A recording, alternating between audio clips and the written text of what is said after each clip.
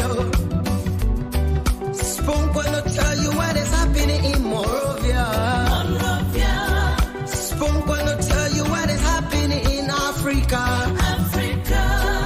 Just to spoon, you will know.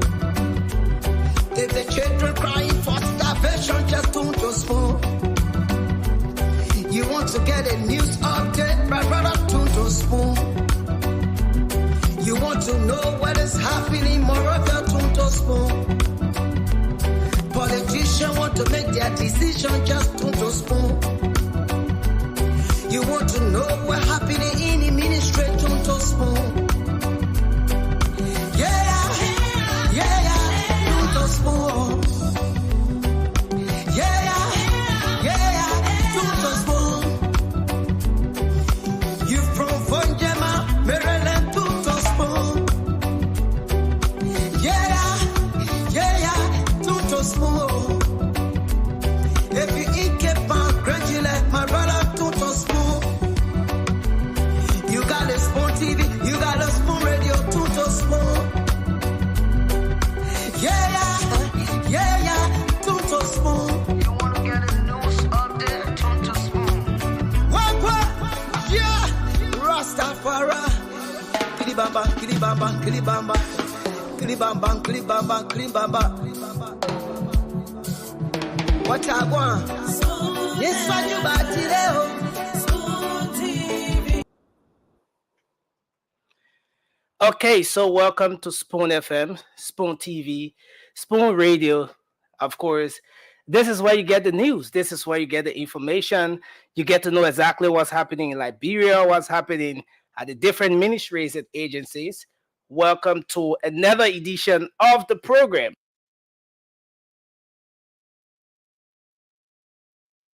Of course, one-on-one with the CEO. And it's going to be another fiery edition of the program tonight. I'd like to say thanks to all of you across the world for joining us. We are live across the Spoon Network, Spoon 107.5, Fabric 101.1, and Super 95.5 FM. My name is Nelson Colette. We are live across the internet on YouTube, Spoon Talk Live on Facebook, Spoon TV, Fabric TV, and Super TV. I see Mr. Abdullah Katamba, the co-host of the show, is already here. Good evening to you, sir. Good evening, man. How are you doing? Yes, I'm doing good. I don't know as to whether you're coming in. Yes, I'm here. Okay, yeah. So it's a good thing that you're here, and I think we can kickstart from here. Yes, the folks are let's go, man. at the edges of their seats, waiting eagerly to see what is it here that you have for them tonight. What they can grab and carry. Yeah. Can you hear me? Yeah. Well, we're going to have a range of issues, trending issues in the country. Our guest will be making a presentation, and then we'll go through a very real conversation. This is not just an interview, but discussions about our country, some of the issues that are important to the livelihood of ordinary people, and how those issues have been handled, have been managed. Some of the biggest initiatives of President Joseph Yuman Boakai, and some of the issues, some of the missteps as well, some of the self-inflicted wounds, and some of the challenges that afflict them, how do we address them? And he will define his role. In this case, you're going to be making a case to the country, a case to viewers about why he's raising his voice. And as his voice has reached a crescendo, it has become loud, and he's insisting in pushing that there needs to be a change. There needs to be a change of direction, and that some of the missteps he thinks can be equated to dereliction of responsibility and the failure to address the fundamental livelihood conditions of our people. So we're going to make him, he's going to speak for himself, but it's the preview. We just had a beautiful, rather practical pre-interview bite and discussion with him. Okay. We're trying to lay out a plan. Okay. But we unscripted, so there's no way we're going to follow a particular plan by details. It's going to be a flexible arrangement that will allow for free flow. I think misspell my name is DU. I know what you guys would is misspell. You can. Yeah, okay. yeah. So okay, let me. Yeah. So I think that corrected. this is the kind of discussions we're going to be having. So all of it. So it's DU. Yeah, ABDULLAH. Okay. All right. So this is the kind of discussion we're going to be having. And it's going to be rich. It's going to be enriched. Look, we're also going to drift towards solution focus. We cannot paint a picture that the sky is falling. There's this dystopian reality the country is gripped with, and there's no solutions. How do we get out of the ditch? What are his suggestions? What are his ideas? Has he proffered those ideas? Have those ideas been accepted? And why is he saying that, look, I have to move this direction, resigning from the asset recovery?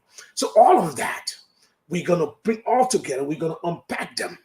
We're going to unbundle all of that issues into a simple, chewable bite for ordinary people who understand where he's coming from, his angle, and what are the stories. So this is the nature of the show. And you can see Obama Shangan, who has arrived on the scene. Obama like the Shangan. movies and Gaga. So that tells me the show will be hot. When you see these dark shades, Obama Shangan shades are intended to put fire in the hole. And we are Obama Shangan on the show. Gaga.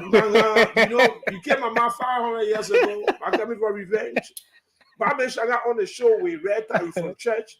So you'll be mellow, giving the redemptive message from the pastor. You're gonna be mellow, but he's unpredictable. He can go all kind of way, but we'll manage the situation. So this is the kind of a friendly intro, but the content will not be as friendly as the intro.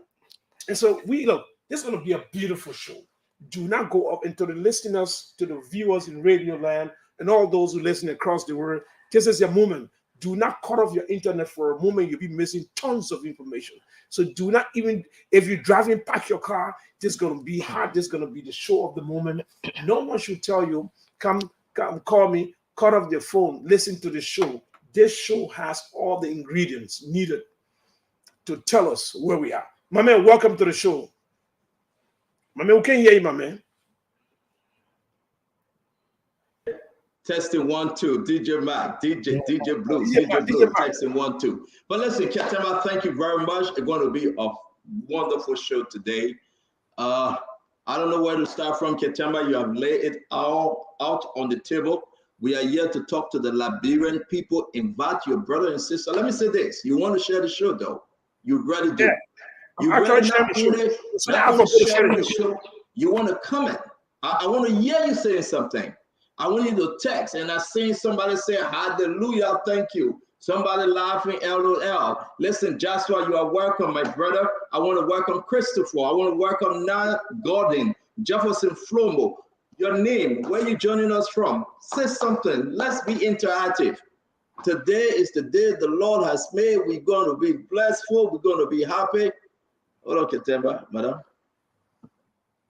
Preach, pastor. Preach, pastor. Preach. Preach. I think it's I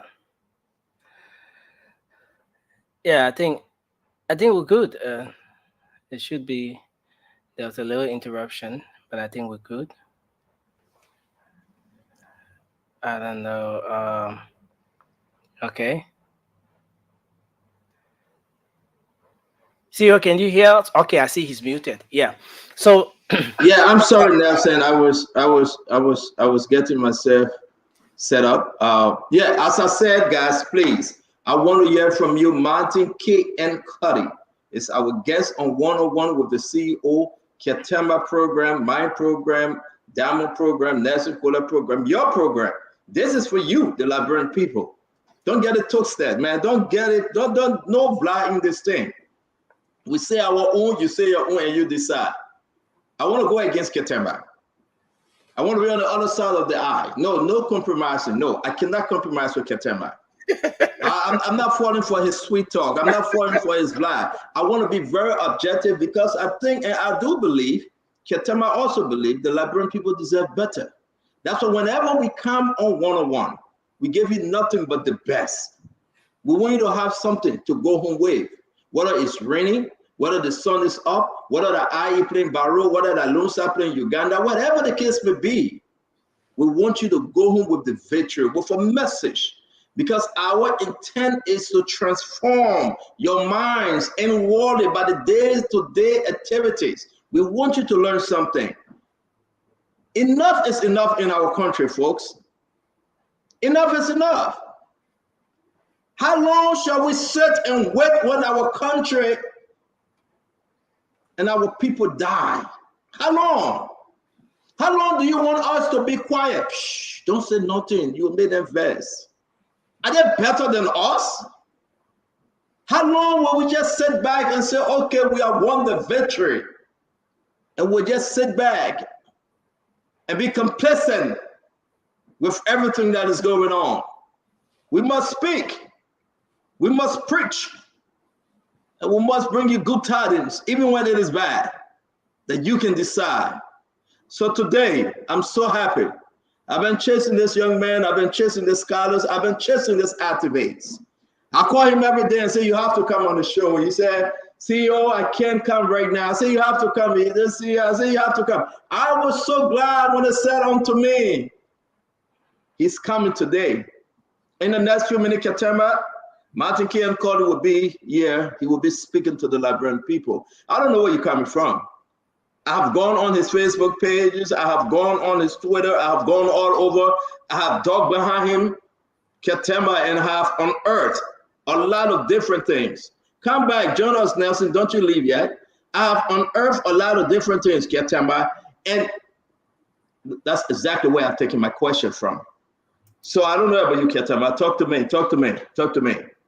Yeah, look, this is gonna be a full or tell-all interview. There's no half or quarter all. This is a tell-all interview. It's lay everything on the floor.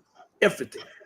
We'll pour everything and find a solution, but nothing will be left untouched. No stone will be left unturned. And so that is the assurance he gave us. That's what we expect. We expect not. And this is intended to help us understand nature. What kind of problem we're facing? And we cannot solve the problem if we don't understand it. So he's going to tell us everything from his angle. And he's been on fire. We want to know what is driving his fire. What is propelling him? He's possessed by a message he want to share. We want to hear that message. Why he's so possessed? Why he's so fiery? You know, he's turning everything upside down. He's basically appealing to our good senses, to our hearts. He's speaking to the hearts and minds of the country. Every day he's writing new things. There is something that is driving this. We want to get to the bottom of it. Our people deserve. But I know we got a few more times he coming up. But talk to us about those that are coming in for post analysis. I think you have some folks joining us, right? Yes. So we're gonna have Jacob Jala. Jacob Jala, our friend, will join us for post analysis. And we'll have Leo Johnson. Leo Johnson will be joining us for post analysis. We have a very short period of time of post analysis. I think we not only allow the interviewee or the guest to share their thoughts, but we also allow other people to share their thoughts on his thoughts, or on the guest's thoughts. That way we'll get some things into context, because the guest is in that moment where they're talking about issues about themselves. So when someone outside looking in and breaking all of them down and decoupling all these entangled issues into simple, clearer message for our listening audience. And that's what we're going to do. So we're going to have these two brothers, but we'll go beyond that. We'll also discuss other trending national issues. So our two post analysts will also look at a wide range of issues, and that will be short. But we'll also go to the phone line. We'll be taking calls from both the U.S., in the diaspora, and then Liberia. We have a balanced call, and then the guests will respond to those questions if there are comments. And then, but there's going to be a 1 hour and more of show. We have an intro, and then he will make his presentation, and we'll go from questions. We'll do a rotation. Stanton will ask two questions. I ask two questions. We'll go through that rotation until we completely exhaust the time. After we shut up done, and then we allow for question and answer. And then after his question, then he does his closing. After that, then we'll get into the post analysis. So it is a package carefully choreographed to address. We're producing a product so the viewers can consume quality information products. That sentence you're very low. Yeah, I think All we right, can. all right. Yeah, Ketama, if you see something, I'm speaking because we're trying to put everything into a context. And therefore, all right. So I just said it to you. All right, Ketama, you are quite correct. Leo Napoleon, I think that's his name, Johnson. He will be part of the post analysis, and Jacob Jala. I think he'll be part of the post analysis. Listen, folks, this is your show. Martin is set. Most recently, Eternal in his resignation, he said, I'm done with asset recovery. I don't know why. I really don't know why. He said he was done. He said, I resigned. My resignation, we have the letter. The letter is here. Ketemba, we have the letter. Not only the asset recovery, a lot of different things he has spoken to, but Ketemba, what's going on? I feel that the young people are just dropping off, Ketemba. I mean, are they giving room for the older people now? Is that some kind of agreement? What's going on, Ketemba? The young people are falling off the train. Yeah, I think, well, yeah, it could be a combination of they are more concerned, given where we came from recently. The country was on the brink of major catastrophe. That's how a lot of people assess. That's why the voters against President Weah. And so there's echo. Where's the echo coming from? Is that you? Let me mute while you speak. Yeah, you got too much gadgets around you, my man. Okay, I think it's okay. You got more than 9 computers around your phone to go. But I think the young people, you can say youthful impatient, whatever you call it. But I think they're sending a message. We saw recently the Student Unification Party, SUP, that was to some extent developed ideological kinship with the current ruling party during the election. Now they are basically bolting the houses and challenging everything. We've seen that across the country. We've seen Amara, we've seen Martin, but we've seen also the complaint by Fly and Linsu and the African Student Group about reductions of the budget. So there's emerging noise and concern from the youthful population about the concern about their interest is left out, some of the issues they're passionate about that came at the top of their own agenda. When they forged this alliance, ideological, emotional support to this bandwagon called the rescue mission, they now feel some of these issues have been abandoned. Some of these issues have been thrown on the side and they have been ignored and minimized. Yeah, Ketemba, while we wait for Martin, I'm okay that he's going to talk. But why do you think the leadership are they in tune? Are they listening? Why the feel that it's okay to ignore this youth that brought them to power? Stanton, that's a very brilliant question, Stanton. You would think there's someone, you got political advisors to the president. That's the job of a political advisor. To tell how the politics of the country could affect your policy. How the politics of the country, how those who support you are getting disenchanted, are getting basically disappointed. That is the role of political advisor. Political advisor is not a decorated title to brandish around. It is something that you engage the president. So look, these are an important element. These are demographic segment of our population. Young people, women, are the civil society okay? Are the women groups okay? Are the young people okay? Who is doing this kind of analysis to the president to understand here are the different segments of our society. One segment is completely discontented with the nature of governance. I'm not asking you to blame somebody, but Ketemba, talk to me, man. The buck stop with who? The president. With all the advisors, maybe over 13 of them or so. Mm-hmm. Why within less than 5 months we are in this kind of crisis? Because Stanton, the president needs to tell the advisor, look, give me an update on what is happening in this area, what is happening in the base, what is happening in the country. That is the job of advisors. Advisors are not making people hiring and making sure they nominate people to be hired. No, the political advisors, all the different advisors in different aspects of governance will say, in my area, there are these issues of concern that need to be addressed. I will engage in them. It has the president call a meeting of student leaders, young leaders, and say, what are some of the issues that you guys are concerned about or worried about? What are some solutions that you have that we have not listened to? Which one can we begin to implement to at least lessen the impact of your concern? And how can we do this together? And folks, ladies and gentlemen, Martin is logging in. I was just in the back speaking to him. He's logging. He's going to come on. He's jumping on pretty soon. Ketima and myself just try to set this thing. I want you to just send us your question. This is your show. I want you to ask Martin Cody your question.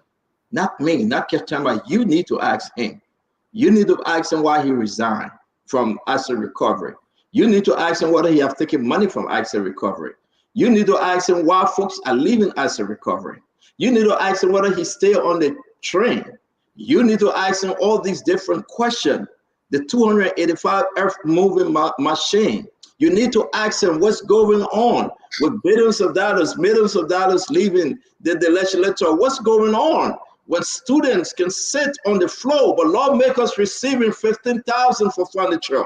You need to ask Martin, folks. This is Liberia we are talking about. You need to ask Martin his discouragement, his disappointment, his frustration. You need to ask Martin Cody the activates. We're going to give him unto you. We're going to serve him to you. You need to chew him. You need to quiz him. You need to beat him with your question. This is one-on-one with the CEO, with Ketima, with Spoony Spoon, Stanton Witherspoon, produced by Nelson Collette tonight, and our guest will be Martin Cody.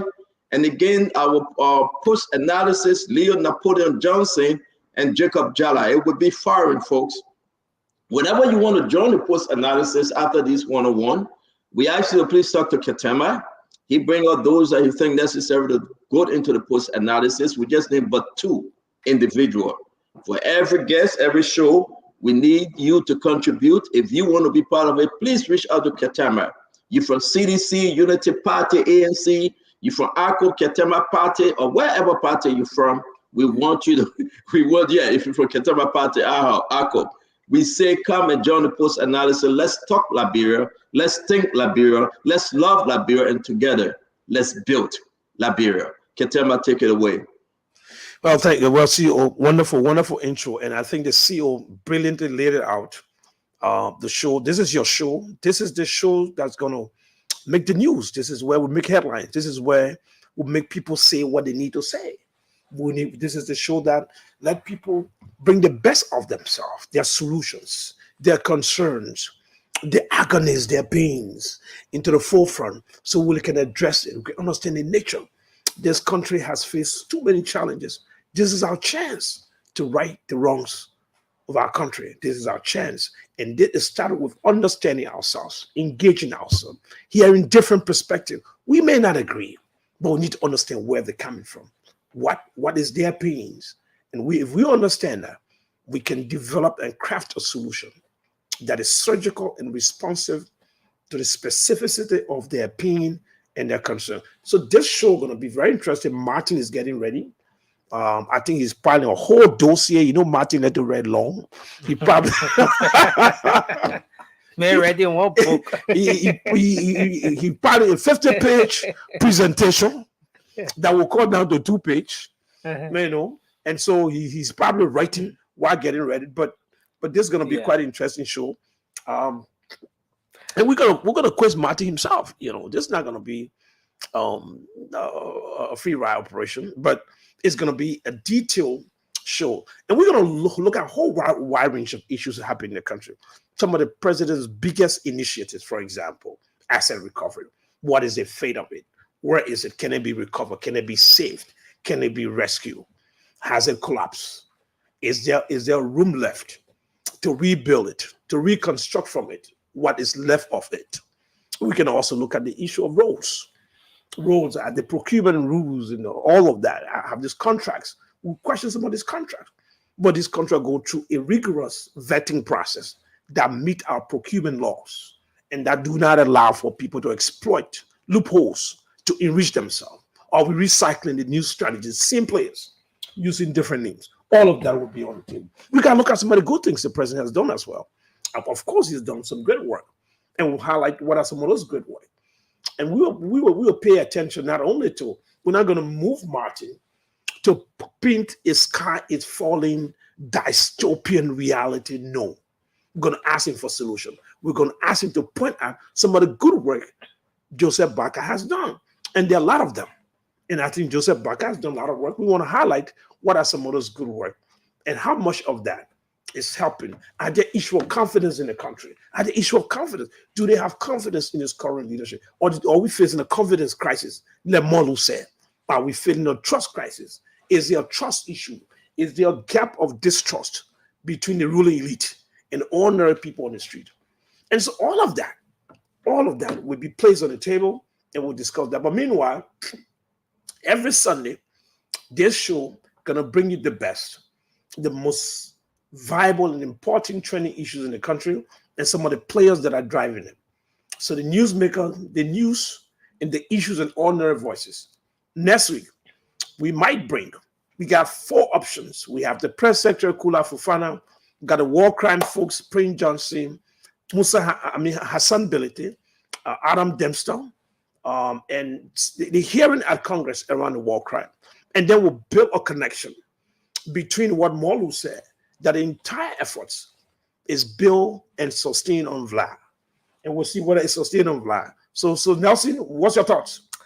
Oh yeah, certainly. There's always this high anticipation whenever the guest for the 101 is revealed to the public. You know, when the flyer came up, the anticipation grew so high to a point where I saw someone posted trying to divert the attention. So hold on 1 minute. I'm trying to work with James. Can you pick up your call, please? Ketema, we are here. Martin is logging in. I'm on the phone with him right now. He's logging in shortly. We're just trying to compare notes on something real quick. So he's logging in. Can you tell James? You want me to check my stuff? No, it's okay. I'm just telling you that we're coming on pretty soon. Yeah. Yeah. So. Okay. Yeah. So there's always this high anticipation, and that's why it is for today. Martin being one of the young people who fought very hard for this government to come to power. A lot of people are just all ears to listen to what he has to say. What are the reasons behind his early criticism of some of the happy. I'm sorry, folks. We're good. So what do you expect as a young man? What do you expect? Well, I expect that Martin will speak out. You know, I expect, because he's known for being that person who will speak out, he will not hold back. I expect that he will speak out. He will say it the way it is and let the Liberian people know where he stands on some of the unfoldings, especially when he was one of those persons who contributed to the success of the government. So, yes, I expect that he will speak out, reveal some things that the folks are yet to know relative to his positions and the unfoldings in government. Okay. Sendon, where are we? Yes, sir. Where are we? Yeah, we good. He's logging in. He's almost there. It's just a little technical issue, but he's good now. So I had to get off the phone with him while he getting set. Ketema, let's go back to that question you're asking. A lot of people asking the same question. The expectation. I want people, while we wait for Martin in 5 or 6 minutes, you think we should ask the people, let it talk to us? I mean, their take? Yeah. So open the line, Nelson. Let's hear from the people. Martin is logging on. We're good. We're super. He's all ready. Let's just take the first 5 calls. What actually Martin won? And what actually he going to sell to the Liberian people today? So that's the question, real quick. What Martin set up? Okay, so we take the calls now, 0555-101075. And we have the WhatsApp up as well. So let's talk to our first caller here. Hello, you're live. Your name and where you calling from? Yeah, Nancy and the CEO. Thank you so much. My name is Thomas Kume. Okay. From Upper Carway. Go ahead. I'm sitting glued by my radio. I want to listen to Mountain. as he speaks to some training issues. But just one quick question. After the show, maybe this could be the last question for Martin. Does he have any political intention? If yes, what area?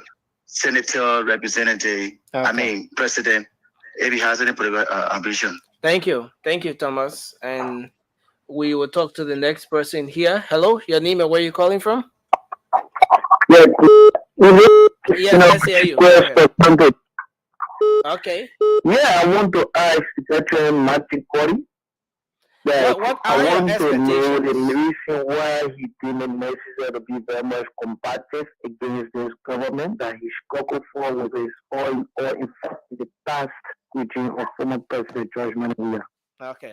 Thank you very much. We go to this line and talk to this person here. Hello, your name and where you calling from? Hello. Good afternoon or good evening to the individual of Nigeria, and I call you from Africa.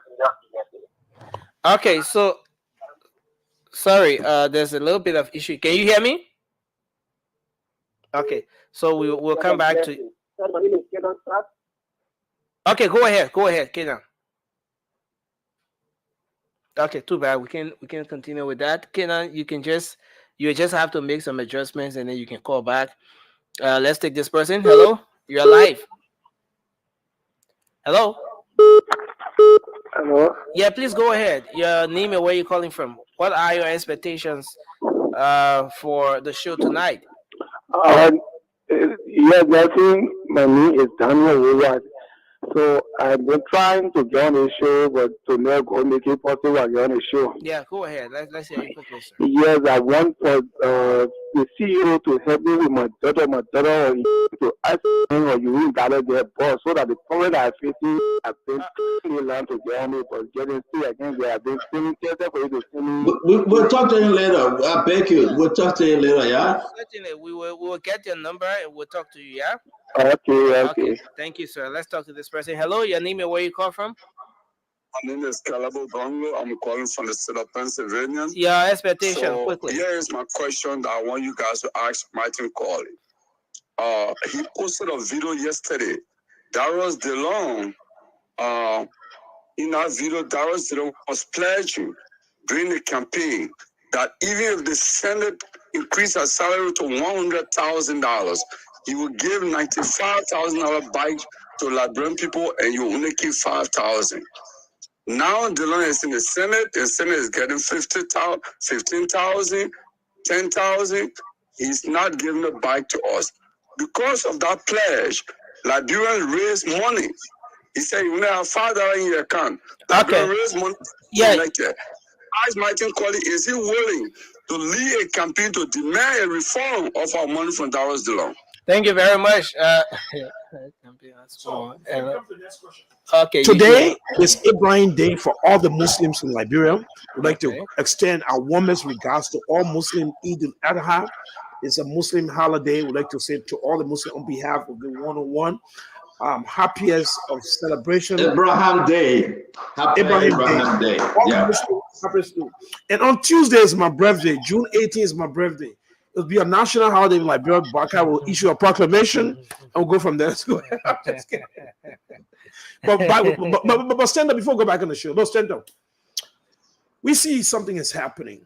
It is too early. In George Weah, early stages of his presidency, the big ones, the big players that propelled him to the presidency, they now began to fall off the train.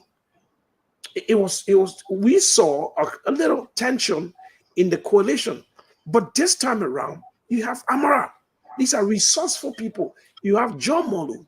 You got Martin.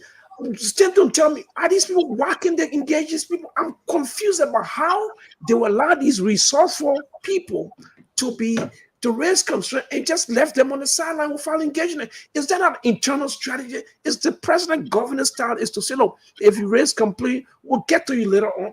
Is there not someone in the executive mansion saying, look, we are bleeding. We are losing men on the front line. We need to bring them back. We need these guys. You have Amara that got wealth of experience. You got John Molu that got wealth of experience and resourceful. You got You got Martin. You got a list of people. Where are the generals? Yes, where are the generals? Where are the generals that led the troops in Pupu Water? Yes. Where are the generals that prevented the situation in Lofa? Though you have some people that die. Yes. Where are the generals when they saw the helicopter landing, right, in the southeast with different form of ballot boxes? They were there in the uniform, Emmanuel Gongwe and then the rest of them. Yes. That prevented those folks from bringing in fake ballot boxes. Where are the generals? Where are the generals that were stationed in every corners? The seaport, the airport, the land, the sea. Where are the generals? I mean, you came from church. I see a sermon in your voice. I hear a sermon in your voice. No. We are asking, where are the generals that were leading the troops of 5, the troops of 10, the troops of 20, the battalions? Where are the generals? Where are the generals that when they appear, CDC folks running in the small opossum hole? Where are the generals? Where are the generals that believe that on the first 100 days, within the first 100 days, you're going to have folks arrested, man, September, and taken to prison and be tried before the court of competent jurisdiction? Where are the generals? Where are the soldiers? Where are the legal mind folks that today, if Martin Colley enter Labrador today, he will be arrested. He will be arrested because a writ is waiting for him. G. Alex Williams cannot get out of his house. The work of CDC continues. So on that note, the issue is you have a whole team. Ladies and gentlemen, I can announce to you, I'm seeing Martin Colley, the activist in the back. We gave Ketema the last word. Once I received signal from him, we'll bring him on. Sorry for the little 9 minutes delay. But again, Ketema, you have the last word. He's seated. He's ready to rock and roll. So we are excited to roll him out. But again, it's defining his role. What is the case that is so compelling that we need to hear? And this is our chance to listen to him. We're going to have a beautiful show. This show is going to be masterful. We did a lot of work around planning this. So bring him on. Thank you, ladies and gentlemen. Let me say to you again, please share the show. We are just about 37 minutes in the program.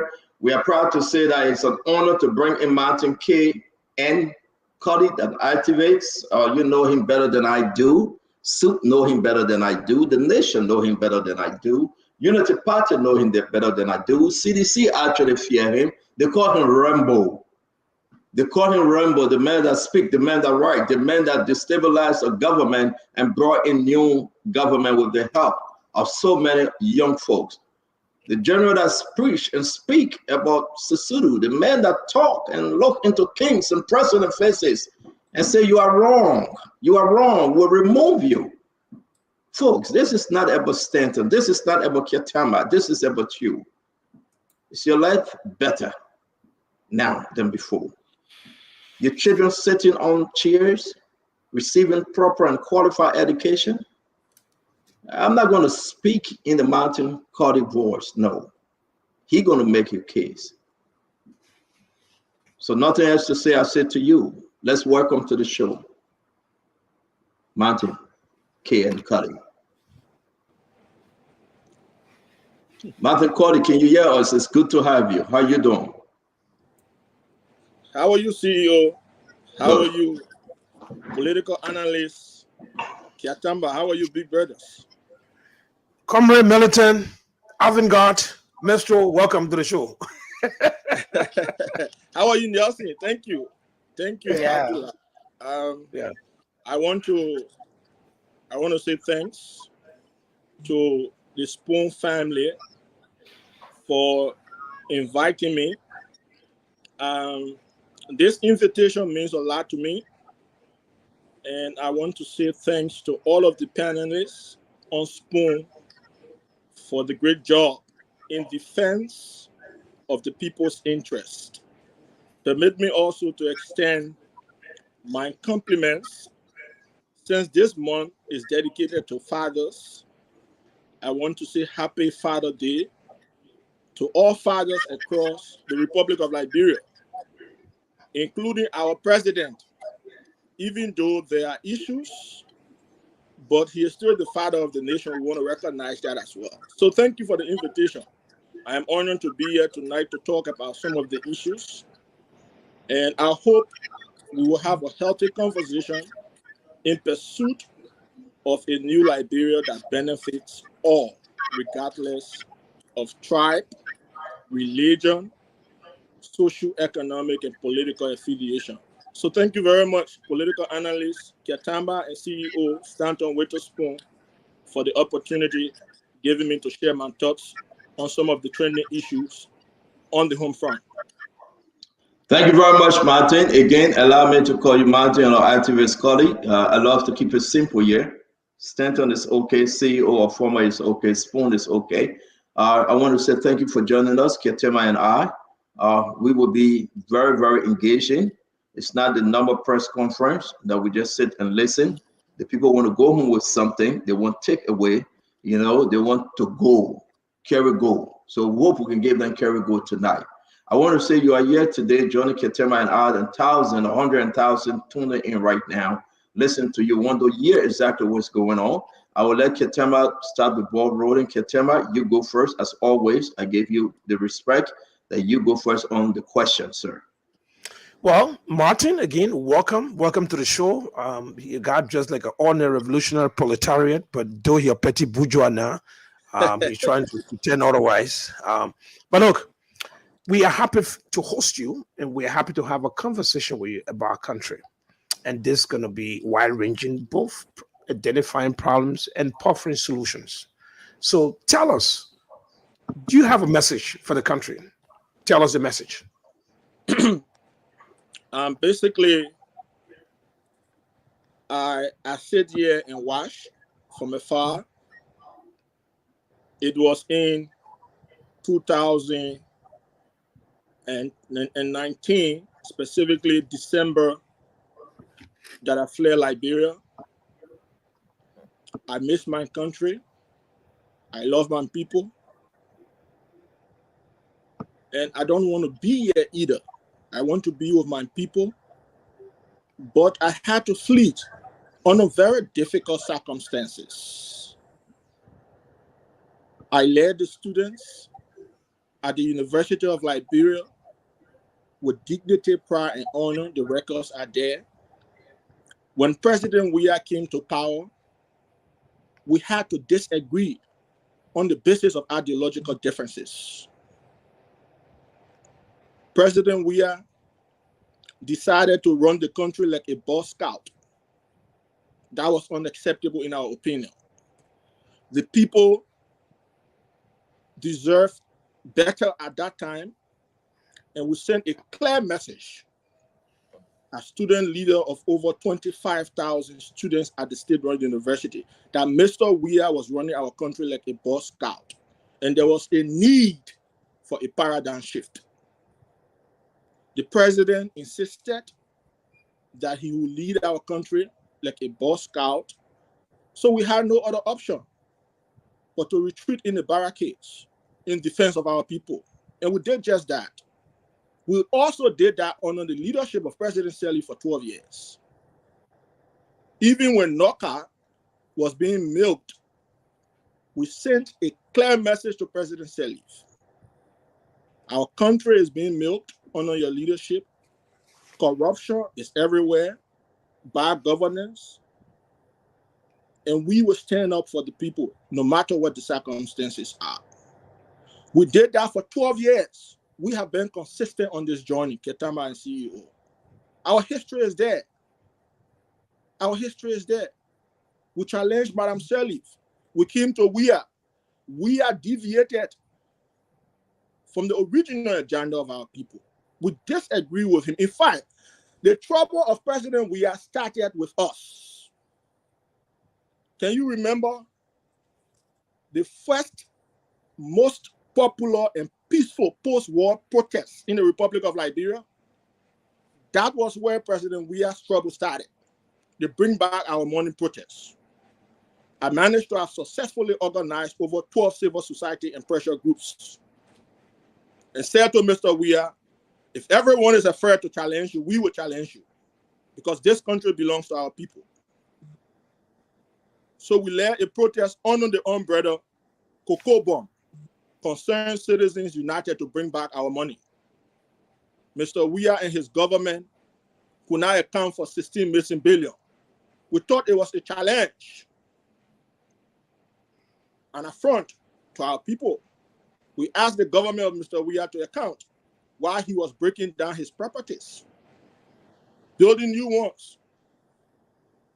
He undermined the people's interest, so we had to challenge him. When we challenged him, they chose to chase us, and I had to flee into exile. The report has been captured in the State Department report. It's there. A university student was attacked on the SK Dispo Stadium, and I fled the country since the 14th of December 2019. Today I'm in exile. Am I happy to be in exile? No. Fast forward, we made a conscious choice to end the tyranny and dictatorship of the leader of the Boy Scout. And we ended it. Do I have regret, Ketama, for supporting the ascendancy and leadership of President Joseph Boakai? No, I don't. Even if there is an election today between President Boakai and President Weah, former President Weah, I will still support President Boakai, because former President Weah is bereft of any understanding relative to governance. He doesn't know what to do.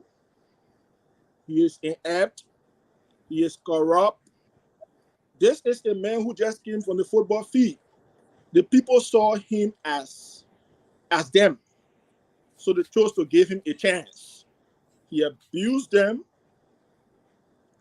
They looted the country, and it was time for change. So I couldn't sit back and watch our people suffering. I had an obligation, a responsibility as an activist to join the change wagon. It was my first time CEO in Ketama for me to have publicly endorsed a presidential candidate. I have never done that before. Never. I've only been a member of a single political party in Liberia, and that's a student-based political party, the Vanguard Student Unification Party. For the first time, I took up the challenge and said, Mr. Weah must go. Our people have had enough. The looting has to end. The killing has to end. At that time, 4 auditors had died. No accountability, no transparency. Everything is head-to-scatter. So we had to retreat. We had to disappear and reappear to challenge the system. Yeah, are we today, Ketama? You saw what we did during the campaign. So President Boakai decided to make me the chairman on research and policy response. In fact, I didn't ask for any position. They reached out to me and said, Martin, what do you want? Where do you want to serve? You saw what I did during the campaign. I did not only use my intellect to defend the reputation of my candidate, President Joseph Yuman Boakai, but I also used my intellectual property to generate resources. Our campaign now had money, so everybody was making effort thanks to the people. The people led the change. They led the revolution. And today we have a new system. We have a new system. And all I'm saying, Ketama and CEO, the system must protect our people's interests. That's all I'm asking of the government. The system that we fought for, the system that we shed tears for, the system that some of our comrades died for. A lot of people died before the inauguration. A car ran into our people and they died. Student leader Walter Sisulu was brutalized on camera. He was naked. 4 auditors got killed. 3 children got missing. 16 billion got missing. 25 million could not be accounted for. There was a need for change. And as an activist, I could not remain neutral. During those times of contradictions, I had to take side. I took the side of President Joseph Yoman Boakai. Do I have any regrets for doing so? No, I don't. Now, Ketama, let me say this. In the history of our country, we have had 3 pure indigenous presidents. I repeat, permit me to shift a bit to do some historical analysis because our people are listening. In the history of our country, we have had 3 pure indigenous presidents since 1847. Is your volume low, Martin? Can you put your volume a little bit? Yeah, put your volume a little bit. No, he's good. Okay. But I'm from Angle. Just tell our studio to elevate. All right. Yeah. Okay, check the studio. You got me? Yeah, go ahead. Go ahead, Martin. Am I good now? Yes, cool. Yeah, you proceed. So the 3 pure indigenous presidents we have had include former President Master Sergeant Samuel Kayando. He came to power through a coup in 1980. He led the military junta up to 1985. He's the first original indigenous president of the country. He was a junior high student. So people didn't expect much of him. The second indigenous president we have had since 1847 is former President George Weah. He came running from the football field. He also really didn't have any kind of solid education. He had to go back to school because he wanted to be president. He went to DeVry and got whatever paper he got. So people didn't expect much of him as well. The most experienced, the most qualified, the most integral, experienced president we have had, indigenous president, is Joseph Yoman Boakai. And people expect much of President Joseph Yoman Boakai because he's the most experienced, he's the most qualified, he's a man with integrity. 144 days down the road, CEO in Ketama. The fundamental question all of us need to ask ourselves as Liberians, where are we? We took We Are off the way. Are we still playing by the We Are playbook? Or are we championing general change through structural reform? So, Martin, you asked the question, where are we? Martin, what is your response to the question, where are we? Basically, if I tell you that we haven't made progress under President Joseph Boakai, I will be deceptive. We've made some progress in a relatively short period. However, the mistakes, the errors, especially simple mistakes, are becoming too much. And this is allowing some of us, the generals, Katama and CEO, you know, I have several front lines open, as one of the general. I have front line with Costa. I had a front line with Costa open. In fact, let me tell you this one. You know, JMB is like a father to me, but I have some fundamental disagreements. So, of course, there will always be disagreements. So, during the campaign, you know, we had the last challenge. A lot of people have grouped, ganged themselves up against the president, and the intent was to deprive him, prevent him from becoming president. A lot of money was invested into propaganda, press, and publicity, just to tarnish his reputation. As chairman on research and policy response, I had an obligation to defend the reputation of my candidate.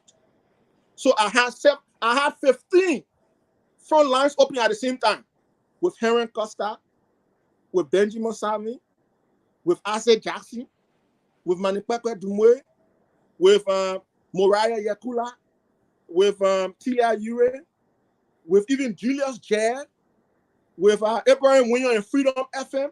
Those were front lines we challenged, and we continued them and protected the interests of our people against political chicanery and maneuvering. I have more than 15 from even Philibert Brown. Those are our brothers and sisters, but we had to disagree. That was campaign. That was campaign. We can mend fences. We now have a country, we have a new president. But here is the issue.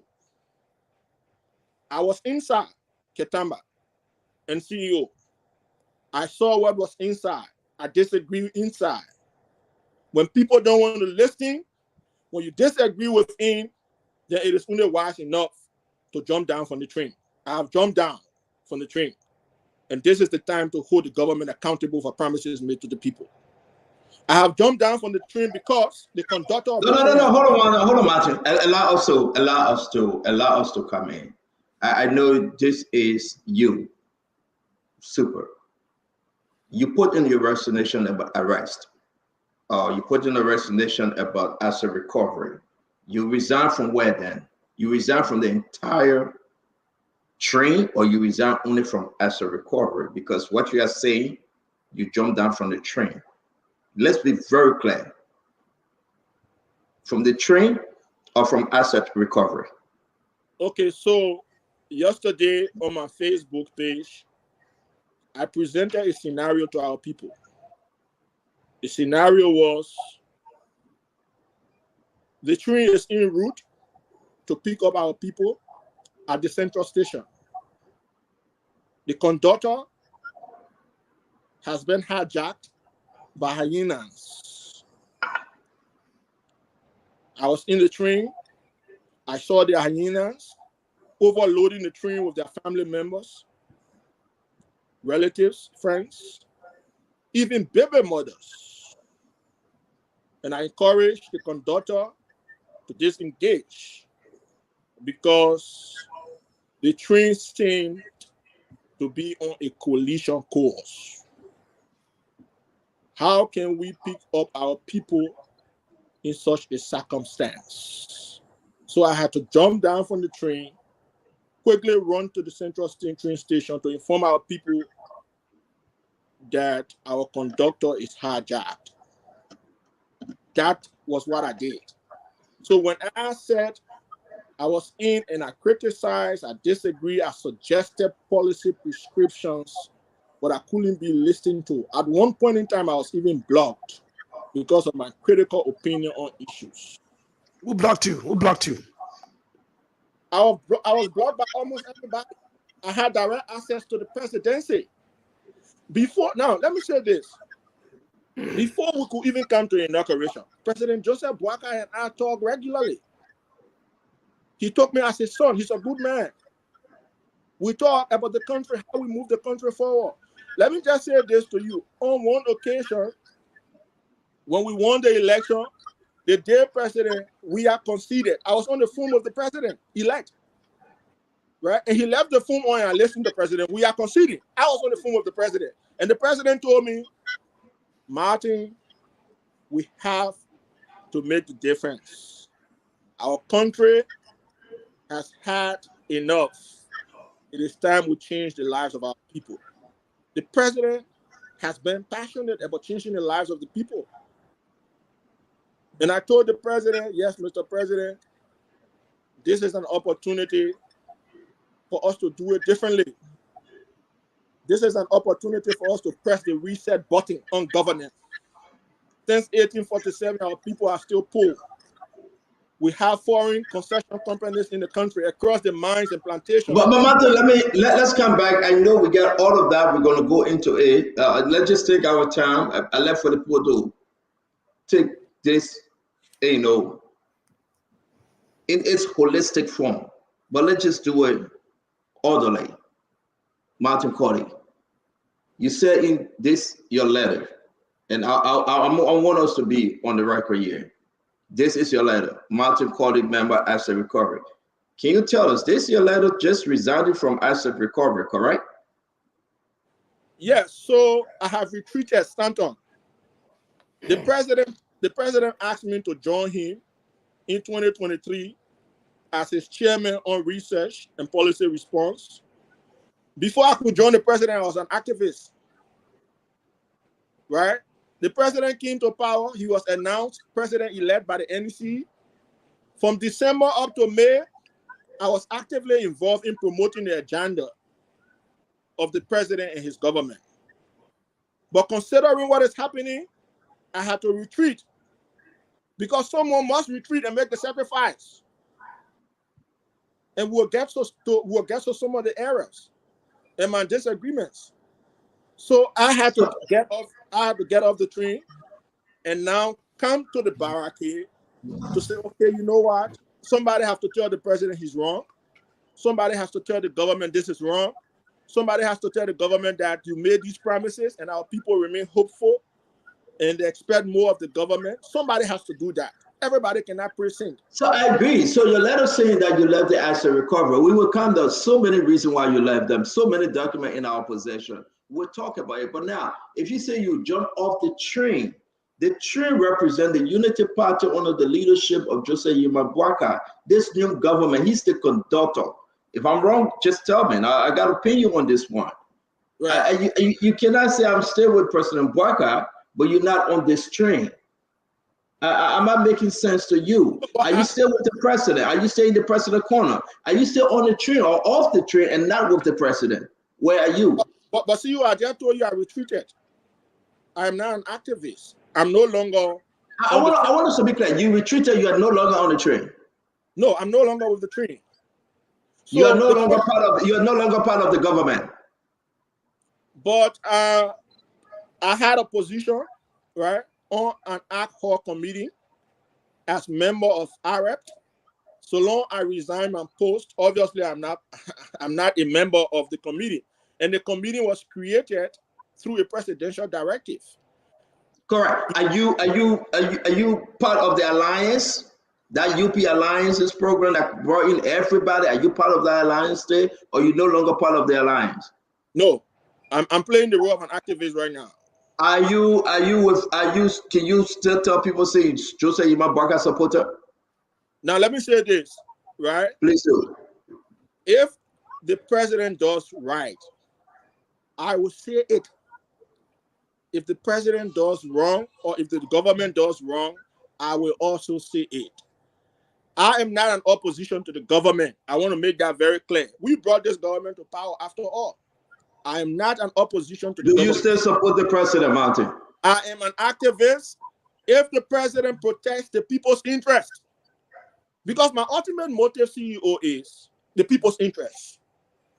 The people's interest must be protected. As of now, is the president protecting the interests of the people? And are you still supporting his agenda? As of now, there are missteps, right? And the people's interest is being compromised. And this is why I had to make the sacrifice and I retreated. So are you still supporting the president? If the government readjusts, right? Because it is all about the people. We came to power to rescue. Correct. Rescue means rescue. Change means change and nothing else. Yeah. So if people decide to undermine the agenda, we had a plan. We made a promise. We cannot backpedal on our promise to our people. We said we will rescue them. Rescue does not mean we should be distributing 15,000. We understand all of that, Martin. I got to bring in my brother Ketema. We understand all that. We understand what rescue means. We understand that, yes, you love President Boakai like I do. You understand that. The key question, the takeaway right now from an activist, the takeaway right now from the man that gave his blood, his sweat and everything, are you still a Joseph Yema Boakai supporter? I just told you, right, if the president does well, I will support the agenda of the government, because if the president succeeds, the people succeed. Within 5 months, Martin, we gotta be straight as an activist. 5 months into this thing. I'll step down. As much as I've stepped down and I'm now in my activism form, it means that I'm not with the government. So okay, so you are not with the government. Are you still a Joseph Yema Boakai supporter? But if I'm not with the government, it means that I'm not supporting the agenda of the president at the moment because of the missteps we've identified. I think you have answered my question, Martin. Thank you very much. You did. And I have said, CEO, quickly, I have said we have stepped back because we want the president, we want the government to readjust. The conductor has been hijacked. And we'll talk about that along the way. So, real quick, Ketema said I can push you one last question. Go ahead. You said conductor have been hijacked. Conductor is a commander-in-chief. Conductor, he's the man that blow the whistle and all the dogs follow. Who have hijacked the conductor? You talk about hyenas, but on the way for hyenas supposed to die by the lion. Who have hijacked the conductor, Monty? So I want to be very bold. There were men, women, especially youth, who fought to bring the president to power, right? And I want to tell our president that the Minister of State for Presidential Affairs, Sylvester Grisby, is the main hijacker of the People's Revolution. And if we are not careful, if we are not cautious, our people will decide the fate of the government. So the question is, where was Minister Grisby when we fought? Minister Grisby did not support the president, but today he's the gatekeeper of the executive marshal. Now, I want to draw two scenarios. In Liberia, the system we run is the presidential system, meaning the executive power of the government lies within the president, right? Other countries run a system called parliamentary system. The executive power lies within the parliament, and the parliament can decide who becomes the prime minister. Judging from this analogy, it is safe to say, in the context of the principle of de facto, that Minister Grisby is our prime minister. He's powerful. Next, for the president, you have Minister Grisby. You have Minister Grisby, and he's making a lot of wrong decisions, suggesting a lot of wrong proposals. So if we have Grisby as the gatekeeper, in fact, before we could come to power, this was what John Molu asked to the president. Mr. President, before we can appoint, it is important for us to have an independent panel of professionals to do two things. This was our suggestion to the president: to check the character of potential nominees and also to check the credentials of potential nominees. So we wanted to conduct character check, right, and credential check. This same Grisby served in that role before. What did he do? If he could not do anything in 12 years, what new idea or fresh idea can he bring to the table? Today, Grisby is our prime minister. He's cutting the shots.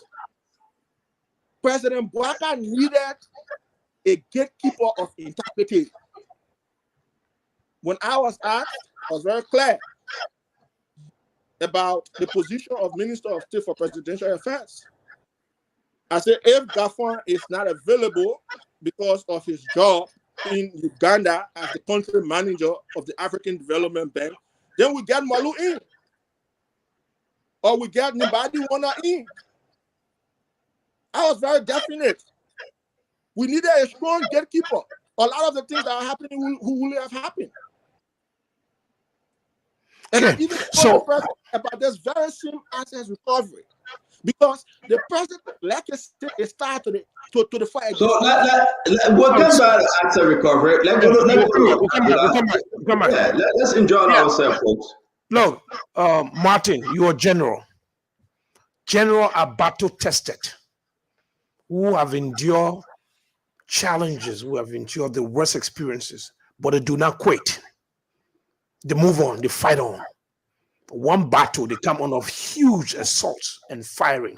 They do not quit because the men behind them will lose faith Generals don't quit. So tell me, when a general quits, it means there's something more egregious, more grievous, that is beyond redemption.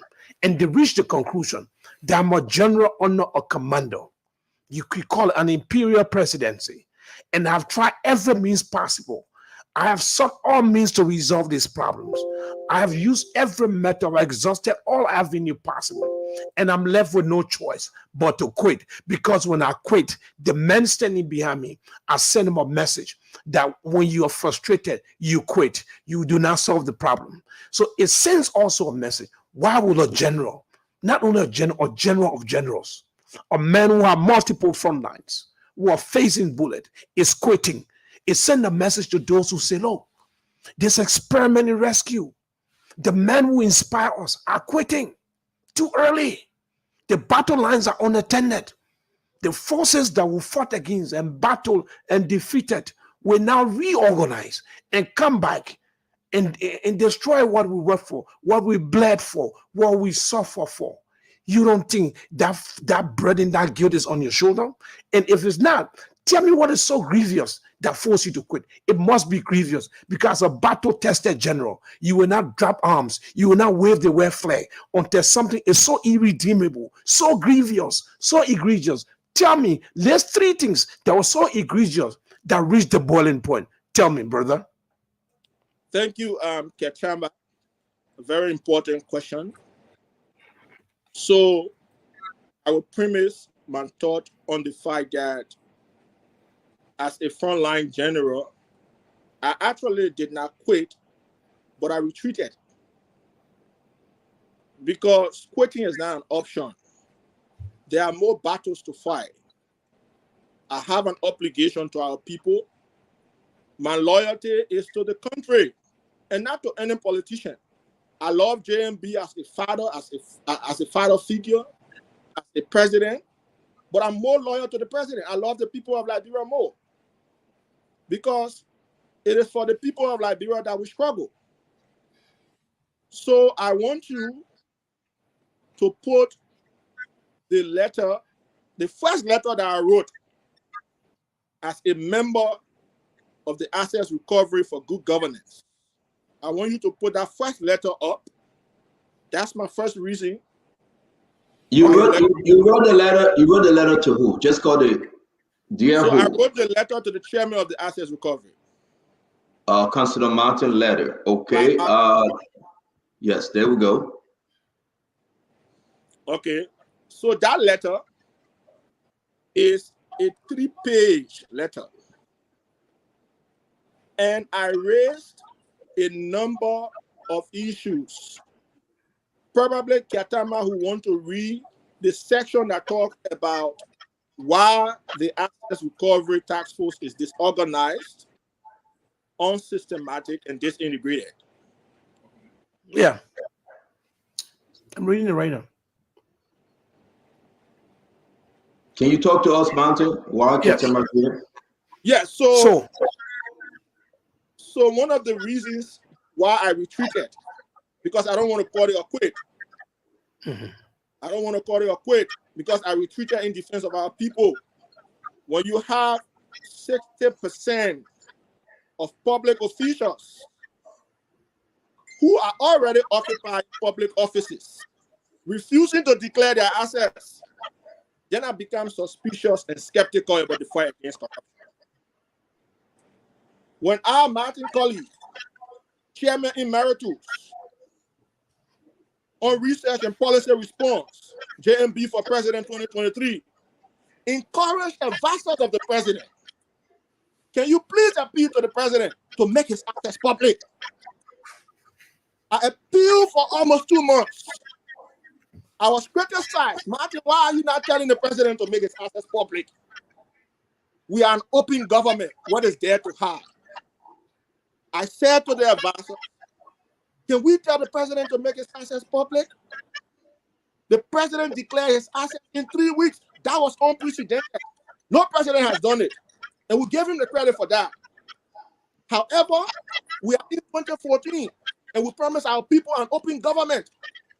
The hallmark of an open government is the publication of your assets in various newspapers so that the people themselves can see what their leaders have. What their leader has. So we bear on this rigmarole. Can we tell the president to make his assets public? Please, can we do this? For example, I don't want to do this comparison, but I have to. Look at the president of Senegal. Before he could come to power, he made an inspiring guy. Very inspiring. Exactly. And all the international wires are carrying it. In fact, they said it is unprecedented in Africa. No president has done that. He's the first to make his assets public. And he did that before inauguration. He didn't take power before making it public. He made it public before he was sworn in. We have our president, and we appreciate the fact that he declared his assets in 3 weeks. We are declaring assets after 6 months when he got through building skyscrapers and breaking properties down. JMB has not broken any property down, but we still needed to be held by the standard. We set a standard, Ketama and CEO. We set a standard. We set a very high standard. We cannot compromise the standard and the ethics. Public property requires that.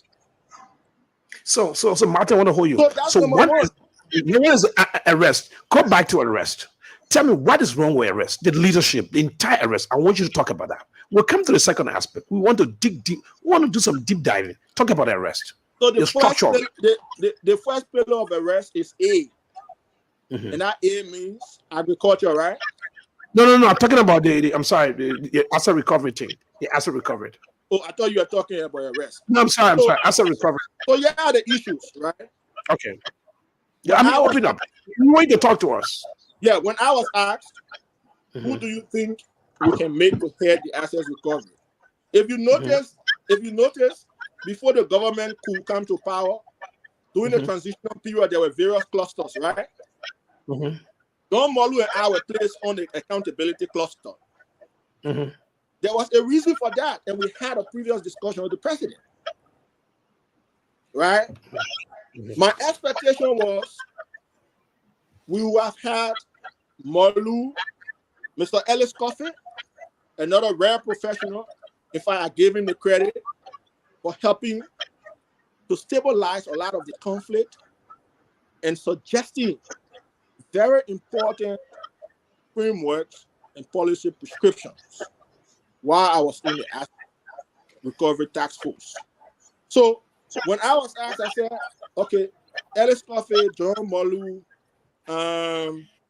say, for example, we bring in Ambula Mame. These are people of integrity I'm talking about.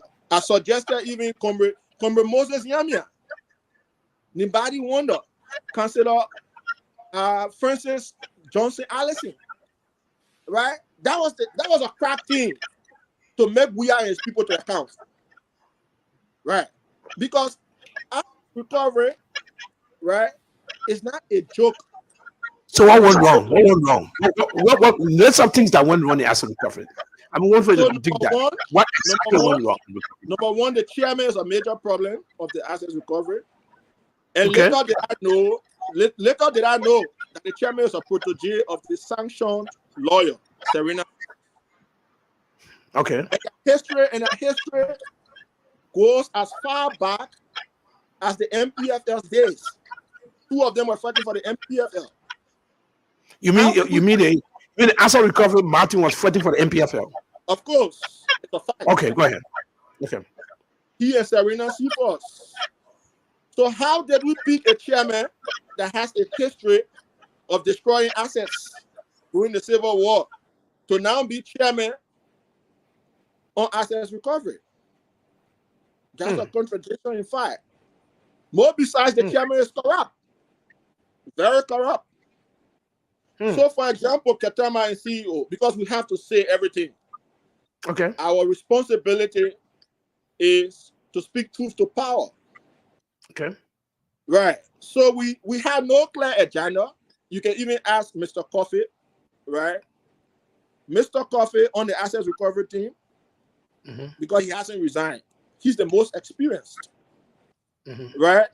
And There was no consultation, no consensus, nothing. So in the morning, Mr. Clyde Martin will come and say he has signed an agreement for office rental and other things. And he put the amount at $311,000. Are you serious? $311,000 US dollars? Yeah, he said he signed an agreement and other things. So I think the rental was around $48,000. Then he put in other things. Then the amount went up to $311,000. I said, but Mr. Chairman, we are like a commission appointed by the president. All of us have a responsibility to proceed ethically, professionally, and procedurally in line with what the law requires. So how can you sign an agreement we are not aware? You commit the Assets Recovery Task Force to financial obligations that were never authorized. How does that make sense? Ketama and CEO, we have a budget because the legislature appropriated around $700,000, right? How can you take $311,000 just for rental and other things?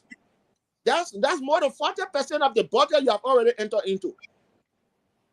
In addition to that, and that was not approved by the team, by the group. It was never approved. It was never approved. He took that decision single-handedly. There was no discussion, nothing about office rental. He went ahead and signed an agreement, costing us that much. We are an integrated body, for God's sake. We can be corrupt. President JMB called us to serve.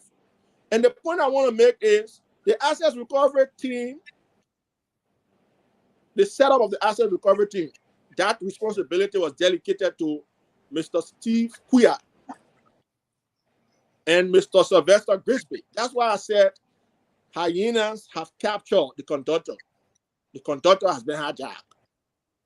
The president needs to take charge and take charge now because things are going out of hand. These people have their personal interests. When we supported the president, I want you to go deep into the Martin. I was just giving you another side. So right. I want to say to you, another agreement was signed, billboard agreement. Mm-hmm. Each billboard $9,800 with all our authorization. Are you serious? You kept permitting the institution to financial liabilities without consensus, without authorization. Did you guys ask him to change his style of leadership and he refused? Was there a consensus around, look, this is going wrong, we need to change it? Did he listen to you guys? And was there a reason why, if he did not listen? Many times we did. Many times we did. I wrote a complaint. I captured all of the issues. The letter is there. The 3-page letter is there. How can you use 9,800? You signed an agreement, 9,800 billboard. Does Assets Recovery Task Force really need a billboard? We haven't recovered assets yet. We haven't set up structure. You haven't accepted what we've done. We've made several suggestions, Ketama. When I see people talking and asking, Martin, what did you do when you were a member of the Assets Recovery? I did so many things. And see, I want you to put that text up. Because I was actually deputizing Mr. Ellis Coffey because he was the sector head on financial crimes investigation or financial crimes. So I was actually deputizing him as a development economic practitioner and a researcher, on the Assets Recovery Team. And because I was deputizing him, he gave me a number of assignments. Number one, to develop an institutional framework, a legal framework. And I was almost 95% done with a handbook, inclusive of our SOP, Standard Operating Procedure, and also our term of reference. Because when Mr. Steve Quia set up the asset stuff as delegated to him by the president, he didn't really do well. Assets recovery requires technical people. You're talking about financial crimes investigators. You're talking about forensic accountant. You're talking about researchers. You're talking about IT personnel. You're talking about law enforcement officers. you're talking about lawyers, you're talking about fraud examiners, and I had consistently raised those issues. Mr. So Martin, Martin, allow me, please. Listen, folks listening to you and sending some question. Let's go back to your allegation or accusation or whatever it may be that Councillor Clyde Edom Martin was a rebel. Therefore, he's not fit to lead the asset recovery. But I just told you. Which group did he? Which group? It's MPFL. It's MPFL. Do you think the president knew of his activities prior to his nomination to head that committee? So when Councillor Martin started proceeding unethically and unprocedurally, then I decided to investigate him. Do you know that he and Serena Cephas also set up a law firm before? He's a protege of Serena Cephas. How can we be on an assets recovery task force that wants to recover, identify, and recover assets for Serena Cephas and others who looted the country, but you are a protege of Serena Cephas? In the night, you go and discuss our plan with him. In the morning, you come back with an agreement without consent. Are you telling the nation that the councillor is compromised in everything? Now, I want to say this to the president. In as much Councillor Martin remains chairman of Assets Recovery, corruption is going to eat up the regime, and the legacy of the president is at stake because we came on the matter of accountability, holding the past government accountable. Mr. We and others looted our country. So my suggestion to the president was, let's bring on serious people with integrity, people who cannot compromise. I have been on this journey for 18 years, Ketama. I have never. Martin, we know you. Martin, we know you. Help us let him finish your thoughts. The point I'm making is, we made a mistake to have selected a man who has very close relationship with Serena Cephas and the CDC. That was a mistake on our part, and that mistake can be corrected. It is not late. It can be corrected. The people are still looking. They want Mr. Weah and his government accountable. You were in our country. You saw how the country was looted. And we'll get there and I'll provide statistics of how the country was looted, both from the budget and the debt angle. We'll provide the facts. Okay, so in summary, that's so much. I beg you. I beg you. Yeah, I beg you, because listen, folks are hitting me hard and saying that Councillor Martin saying that's not true. Councillor Martin saying that he said that's not true, that he was part of NPFL. Did you discuss this with the president or any of your other colleagues? But he will tell you he was never part of MPFL. But why is he not denying his relationship also with Serena Cephas? People who know the truth know the truth. So he will tell you he was never part of the MPFL, but the fact is he is a protege of a former MPFL general, right? Do you think somebody like Samuel Stikwa and you and some people that, why do you think you couldn't get this message to the president, Martin? So I want you to put another letter up. The last letter I wrote. You wrote the letter to who, Martin? Just got the person. I wrote the letter to the chairman on budget and finance of the Assets Recovery, Mr. Jackson. Mr. Jackson, yes, the letter. Yeah. So can you help us just read probably the first 2 paragraphs? All right. So I acknowledge receipt of your communication requesting me to pick up my check for March, April, and May 2024. Your message stated your checks for March, April, and May are ready to be picked up at the chairman's office. Please come and sign for them, or send someone to sign for them. Let me clearly state that when I choose to join the Asset Recovery Task Force, the goal was never about receiving checks or compensation, but identifying and retrieving stolen assets that were looted by state criminals. We were called, appointed, and commissioned to fight corruption through asset recovery and not to pretend to be fighting corruption. Do you want me to go on? No, that's good. So if you go further in that letter, CEO, about 1 or 2 months ago, I wrote Mr. Steve Kuya, informing him about my removal from all the chat rooms of the assets recovery. All the chat rooms. Why will you remove me? Because I'm asking the hard questions. Why did you remove me from all the chat rooms of the assets recovery? Why? I'm asking you, how did we arrive at an agreement for a billboard costing us $9,800? How did we arrive at an agreement for office rental and other things, quote unquote, costing us $311,000? How could you have committed the institution to all of these financial liabilities? How and why, Mr. Clark Martin? How and why? Along with the co-chair, Member Richardson. They refused to listen to some of the suggestions we made. So Member Richardson was the ally of the Councillor Martin? Is that what you're saying? Yeah, but there are three. Member Richardson, Councillor Martin, and how do you call the other one? The chairman on budget and finance, Jackson. Yeah. Rennie Jackson. Rennie Jackson. They are in a clique. And they've undermined the fight against corruption. And they are being backed by the Minister for Special Services because he refused. Every time I would complain to him, he would say, "Oh, I'm getting back to you. I've talked to the president." We'll soon settle it.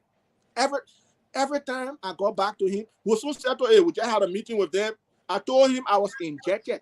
I was removed from all the chat rooms. And the him you're talking about is Samuel Stequark, right? Yes, correct. Okay. Yeah. I told him I was removed from all of the chat rooms. Nothing happened up to the time I resigned. Nothing, absolutely.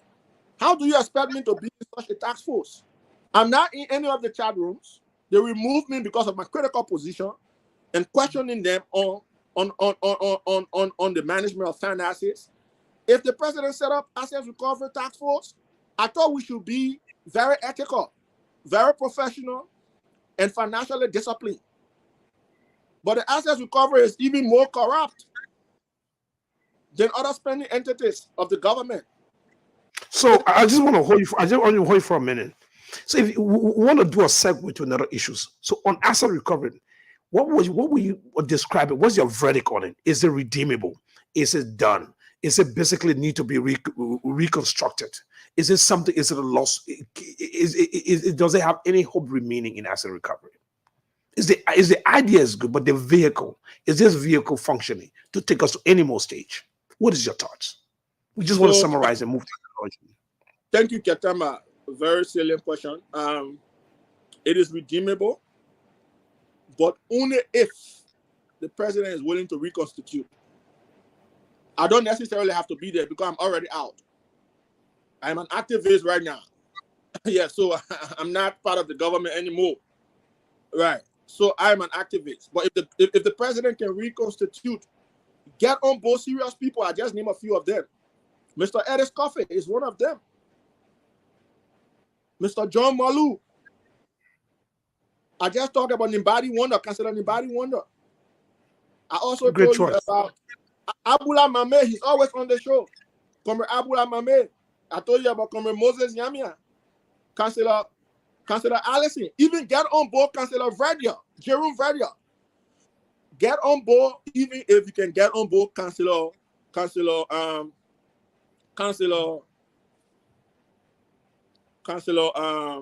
I'm just forgetting his name. Tiawon Gonglo. If you get these people on board, Ketama, right? I gave the president just 2 months. Just 2 months. Assets will be retrieved in abundance. Because you know my fear, Ketama. Do you know my fear? Sure. I have a lot of documents, right? I'll give you an example. I have a lot of documents, financial documents on those state pillager. I'll give you an example. The bank account of Samora Wolokoli, I have his bank balance. Who's that? Samora Wolokoli, before he could come to government, his bank balance was in red, negative. Go and see his properties all around Monrovia. I know where their properties are. I can give you exact addresses. So I'm not just only sitting on assets recovery. I was profiling physical properties. I was profiling financial crimes. I was profiling audit reports. Do you know how many audit reports are profiled? Almost 50. Very serious audit reports with hard evidence that we could pursue and get those financial resources back. JMB does not need to be traveling everywhere to look for money. We got money right in the country. We just need an effective assets recovery task force. Remove Clyde Martin. In fact, reconstitute the entire team. The co-chair, Clyde Martin, Rennie Johnson, remove all of them. Get on board those people I just named.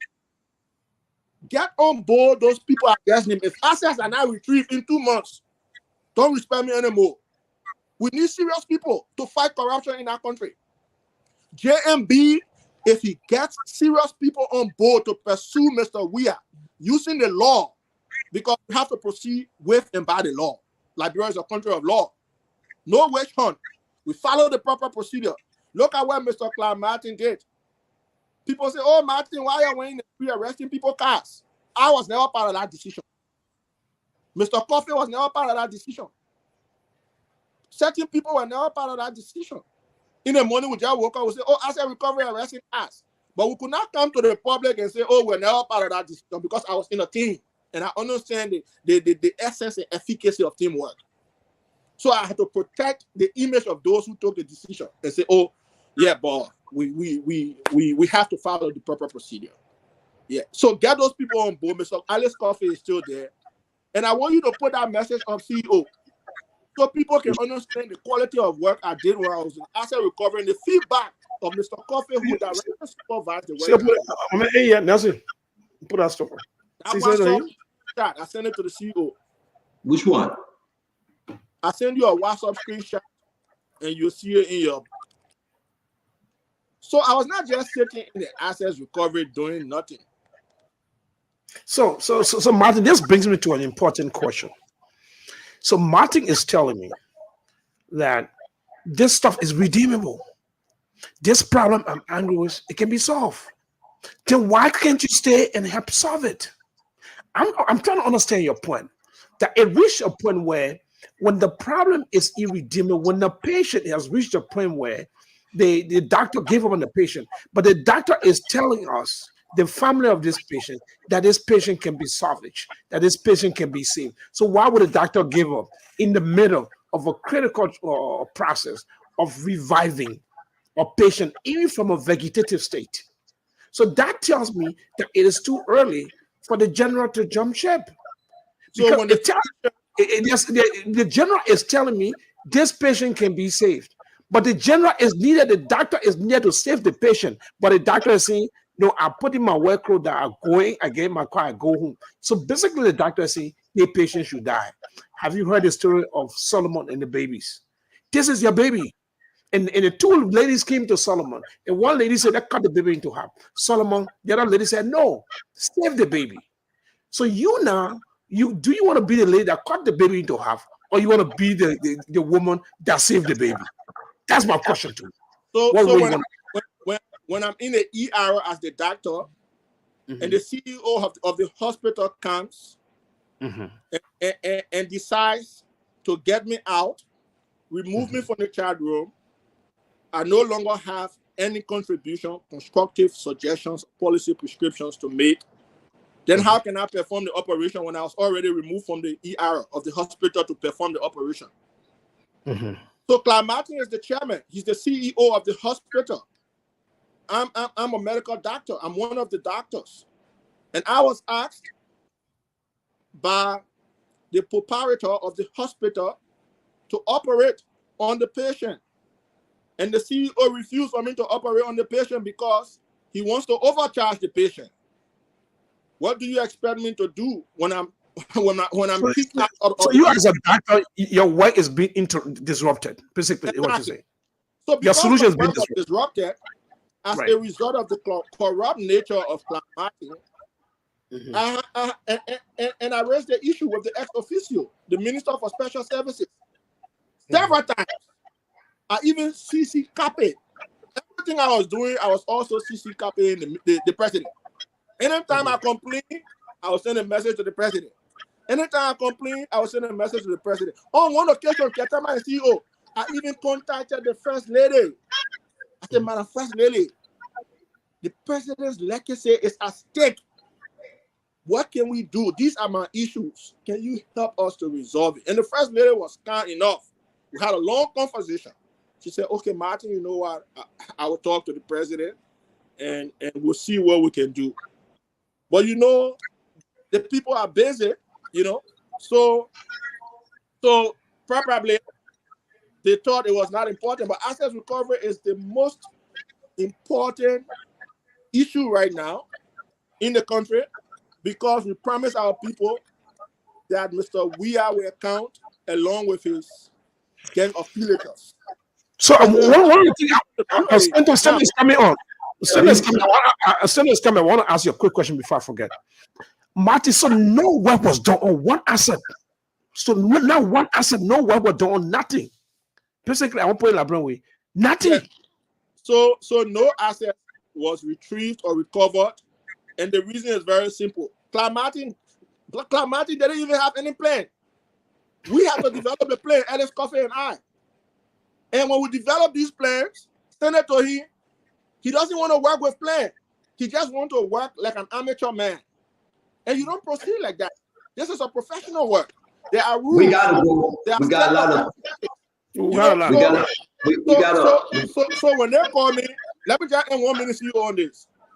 So we didn't retrieve assets, right? But you calling me for 3 months salary of 7,600 plus. And that's why I want us to end on Martin. So Martin, can you tell the Liberian people, did Mama receive salary? Did Martin receive salary? Did Jackson receive salary?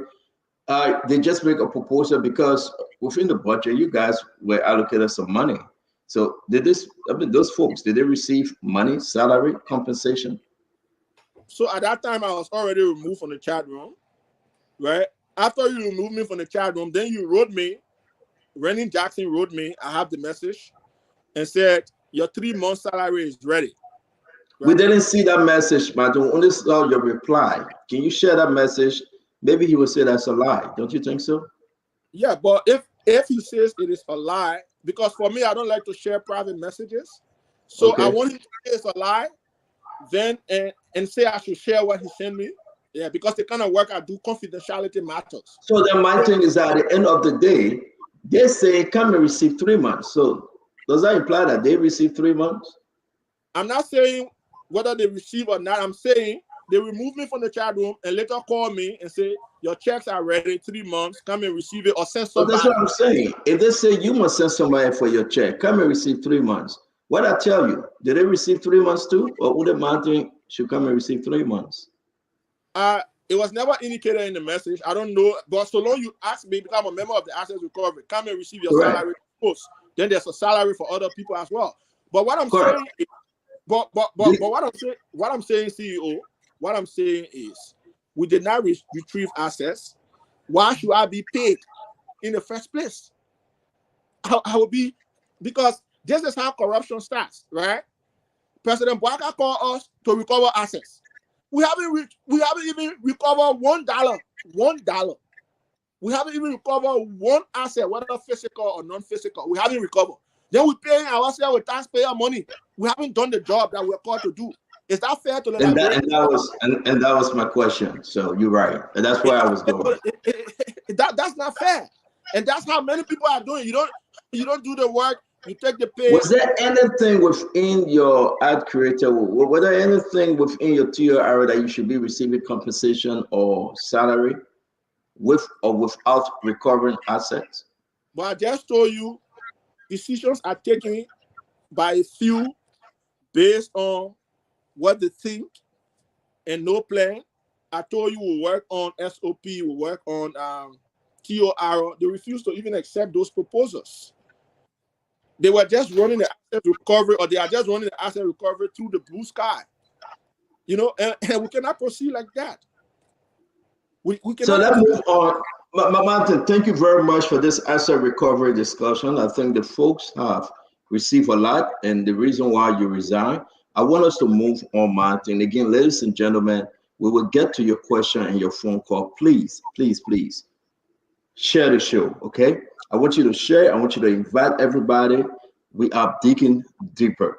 Martin, one of your posts, because you are now talking about Sylvester Grisby, I want us to finish with the Sylvester Grisby story, the chief of staff story. You came up and you said this, breaking news. The Minister of State, Sylvester Grisby, just appointed his baby mother, Antoinette Wodo, as chief of protocol. Grisby and Wodo have one biological daughter. Is this the change? Is this the change, my people? Is this the change?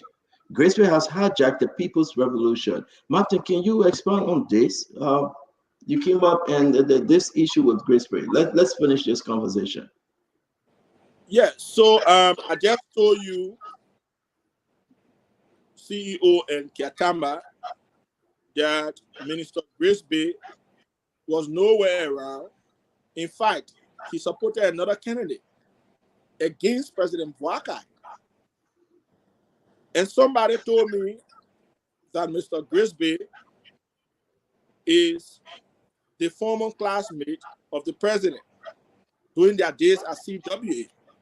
So if this man is your friend, why didn't he support you? He didn't believe in your agenda. He didn't believe you could even become president.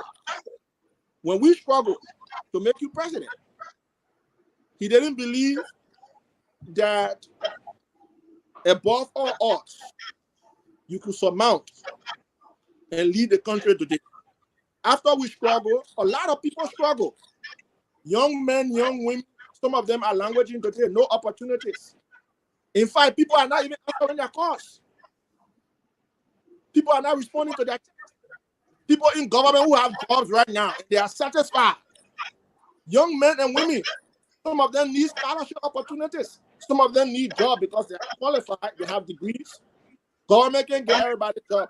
But just the courtesy, Kyatamba and CEO, these are people you depend on to power. Even if you don't have job for them, even if you don't have money for them, just respond to their text. Just respond to their text. And listen to them. Some of them may not even be asking you for anything. They just want to suggest and ask what's going on. But Mr. Grisby supported another candidate again. But today he's the prime minister de facto of the country. How does that make sense to anybody? And I would like to be very blunt, right? Yes, Mr. Grisby is on a mission probably to undermine the legacy of the president. Because look at Mr. Grisby's lineage. Mr. Grisby is a lawyer protege of former President Ellen Johnson Sirleaf. Right? In no small way, the former president wants JMB's performance to supersede. No way. So Mr. Grisby will propose very bad decisions that will undermine the legacy of the president. You needed someone who believes in the agenda of the president. Mr. Grisby did not believe Mr. Grisby. Yes, Mr. Grisby and Mr. Cummings. He supported Mr. Cummings. So if he didn't believe in this man that he could become president, how come you believe in him right now that he can lead the country? And you're now serving as our minister of state for presidential affairs. You didn't believe that man could be president. You didn't believe that. You didn't believe in his vision to transform the country. All of a sudden, you are the minister of state for presidential affairs. So many of the comrades who struggle have been neglected and marginalized. This is why I said to you from the beginning, giving you the conductor and the captor scenario, that the train has been hijacked and the conductor is in control. The conductor is no longer in control. The hyenas are in control. And the cheerleader or the chief of the hyena is Minister Grisby. Who told you Minister Grisby will allow some of us to come around? He will not allow that. Now, let me say this, CEO. I have sent the president several policy proposals. What needs to be done to help our people? When I call the president, there's no answer. There's no answer. There's no response. These people will not respond to me. Mr. Grisby has no fresh ideas to change anything in our country. He was given the opportunity. So let me ask you. So let me ask you, because we got to move on. Ketema killing me with this time. He watches the time. Let me ask you. So I'm coming to the question you just asked me. Yes, on the video, mom. Yes, yes. So this is one of the bad decisions, right? People say the woman is qualified. Yes, she's qualified. I'm not talking about qualification. She's competent. She has the experience. That's the same thing they did with Madame Beslow. My argument was never about experience with Beslow. My argument was about qualification. Beslow did not have the qualification.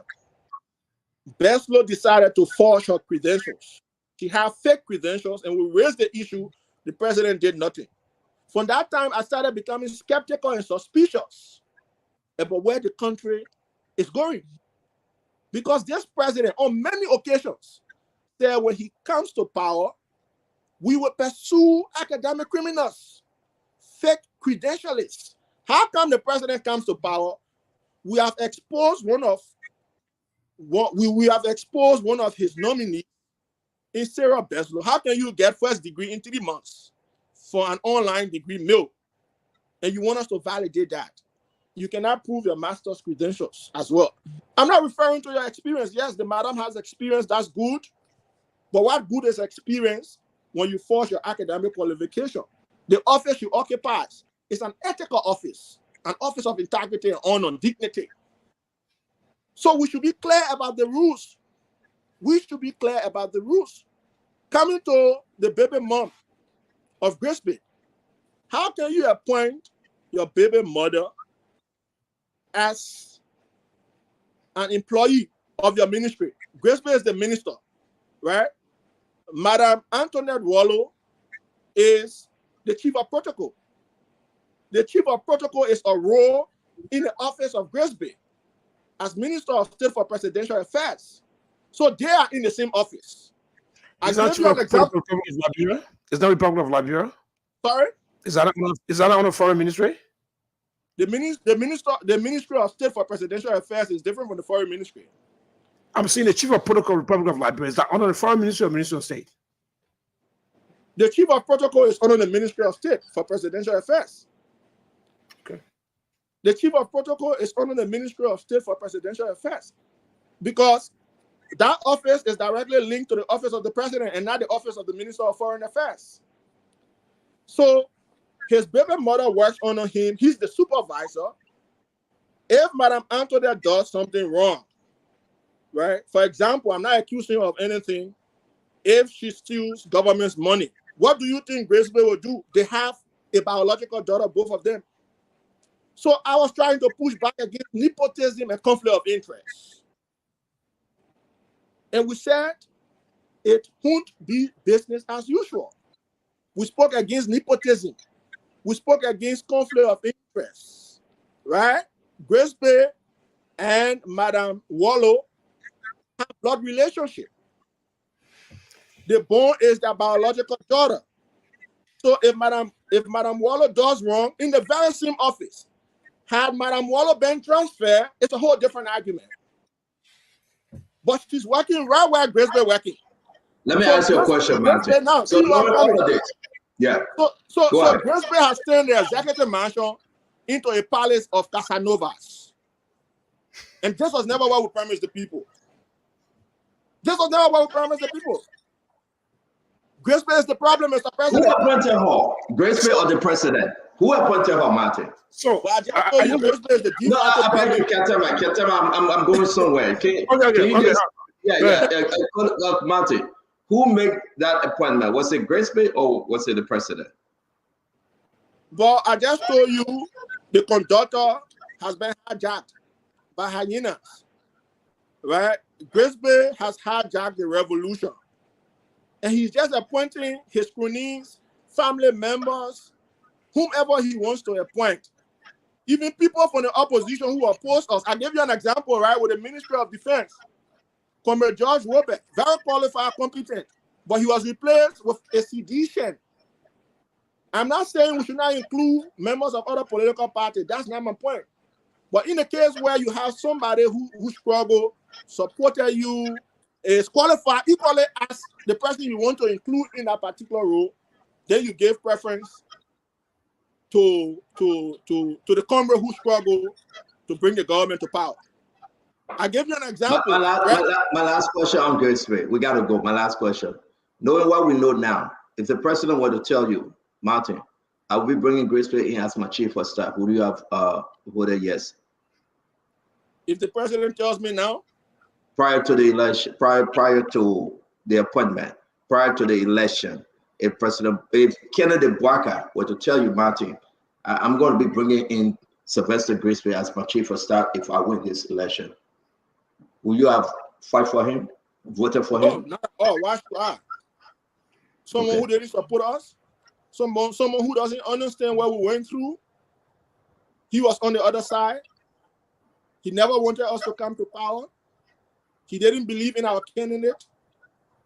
He didn't believe in the vision and the journey of our candidate. There is Grace Bay. Right? We had to struggle. Grace Bay at Congress, at the American Senate, the Senate office building, Senator Hart. That's right, the building. They were there. Yes, you're right. He was Grace Bay was a strategist of candidate Alexander Cummings. Why you think? And Liberian people are confused now. Don't you think the president knew all of this, or you think the president cared less? What do you think really got into the mind of President Bwaka to say, you know what?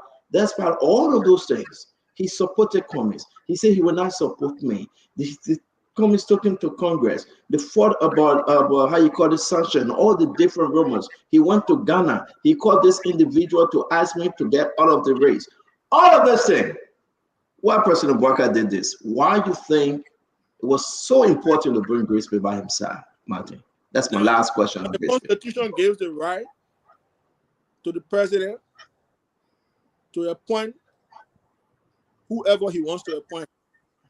Correct. It is his constitutional right. We can only recommend or suggest. But why do you think he did it, though? We understand all the constitutional aspects. Yes, according to him, Grace Bay is his friend. Yeah. So our question is, why didn't your friend support you? If this man is truly your friend, how can your friend support you? He went against you. He didn't want you to be president. All of a sudden, he's still your friend. Is that friendship? Thank you. Thank you, Martin. What I want to say, President Bwaka is still the standard bearer of the Unity Party. Grace Bay is not a member of the Unity Party. The government we have is the Unity Party-led government. If anything goes wrong, the people will say the Unity Party-led government. They will not say Grace Bay-led government. So I want to send this message to them because there are a lot of Star Wars in the Unity Party. They still have problems. They haven't been employed. They don't have anything doing. Some of them are not even responding to. And President Bwaka is the standard bearer of the Unity Party. The executive committee and membership of the party need to call Grace Bay to order and take charge of the standard bearer. Okay, so Martin, I want to talk about a few things. I think there are a few things. I want to go to a larger issues, but I would like to talk about the Wallow lady. I'm playing out a scenario in my head. John Brown, maybe a lawyer, had a relationship with a Liberian lady, and John Brown manages, or for some reason, succeeded in becoming Minister of State. So are we basically saying that lady has no future in the role in playing in your government? The other aspect is that Wallow was already deputy for that same role. She was already there. So she was already qualified. She was already there. So in that case, the minister can recuse himself if it has to do a decision about her. But that does not mean, because she's already in line of succession. So the chief of protocol left. She was deputy chief of protocol. So she was in line of succession.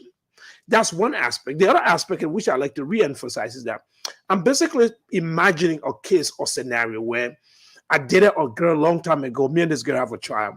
Because I'm Minister of State now, and she already in that position, she can no longer have a growth. She cannot be promoted. She cannot achieve a growth because by coincidence, I had a relationship with this lady. And so she automatically is locked out of opportunity in her own country simply because by coincidence, I had a relationship with her. And by extension, she can no longer work. Now, I would have thought the argument would have looked, if there's any has to do with, you got a lot of deputies and minister of state. Maybe Grace Bay can say any decision that has to do with this lady, I'll recuse myself. But that because you have situation where family members, I'm in the position of authority and I can recuse myself in any decision that has to do with that particular family member. I'm just trying to understand the larger context about this. This lady was already there. She's exceptionally qualified. She met all the requirements. She was in the line of succession. And the opportunities open up. She goes, oh, I'm going to lose this opportunity because Grace Bay is the chief of staff or he's the minister of state. So I'm going to lose this. I'm supposed to. So I don't want for Stanton strategy. Let's move on. Martin. Let me finish. We're trying to cool off that the anti-Grace Bay campaign here that is basically it's not anti-Grace Bay campaign, but I just think that. I just think that. I just think that blah. Let me say this. So let Martin respond. I got follow. Let Martin respond to it. Ketema, I know you want to play the devil's advocate, which is good. Yeah. But let me just say this. He tried. He didn't make it. He tried. I see the love in your eye. So the deputy chief of protocol is different from the chief of protocol of the Republic of Liberia. Those are distinct roles. But I'm not confused. I'm not confused. So she's now the chief of protocol, nominated or appointed by the president of the Republic of Liberia. She was serving as the deputy. So she already there. Now, no, but she's not already in the office being appointed to now. Right. Oh, of course. Other office. You can be appointed in the office, you already there. I mean, unless you reappointed. But she was never the chief of protocol. That's the point I'm making. Those are two different. We gotta move on, though. Guys, we gotta move on. So the point I'm making, let me just make my point quickly. The Code of Conduct Law, right? The Code of Conduct Law talks about nepotism, conflict of interest. So if you make a new appointment and the link is clearly established that Mr. Grace Bay and Madam Wallow have blood relationship, that's conflict of interest, right? They have a daughter. They don't have a blood relationship. They don't have a blood relationship. The blood is the daughter, Ketema. Yeah. If the daughter was the daughter, yeah. Well, how you think him are formed? How you think him are formed? It formed through blood. No.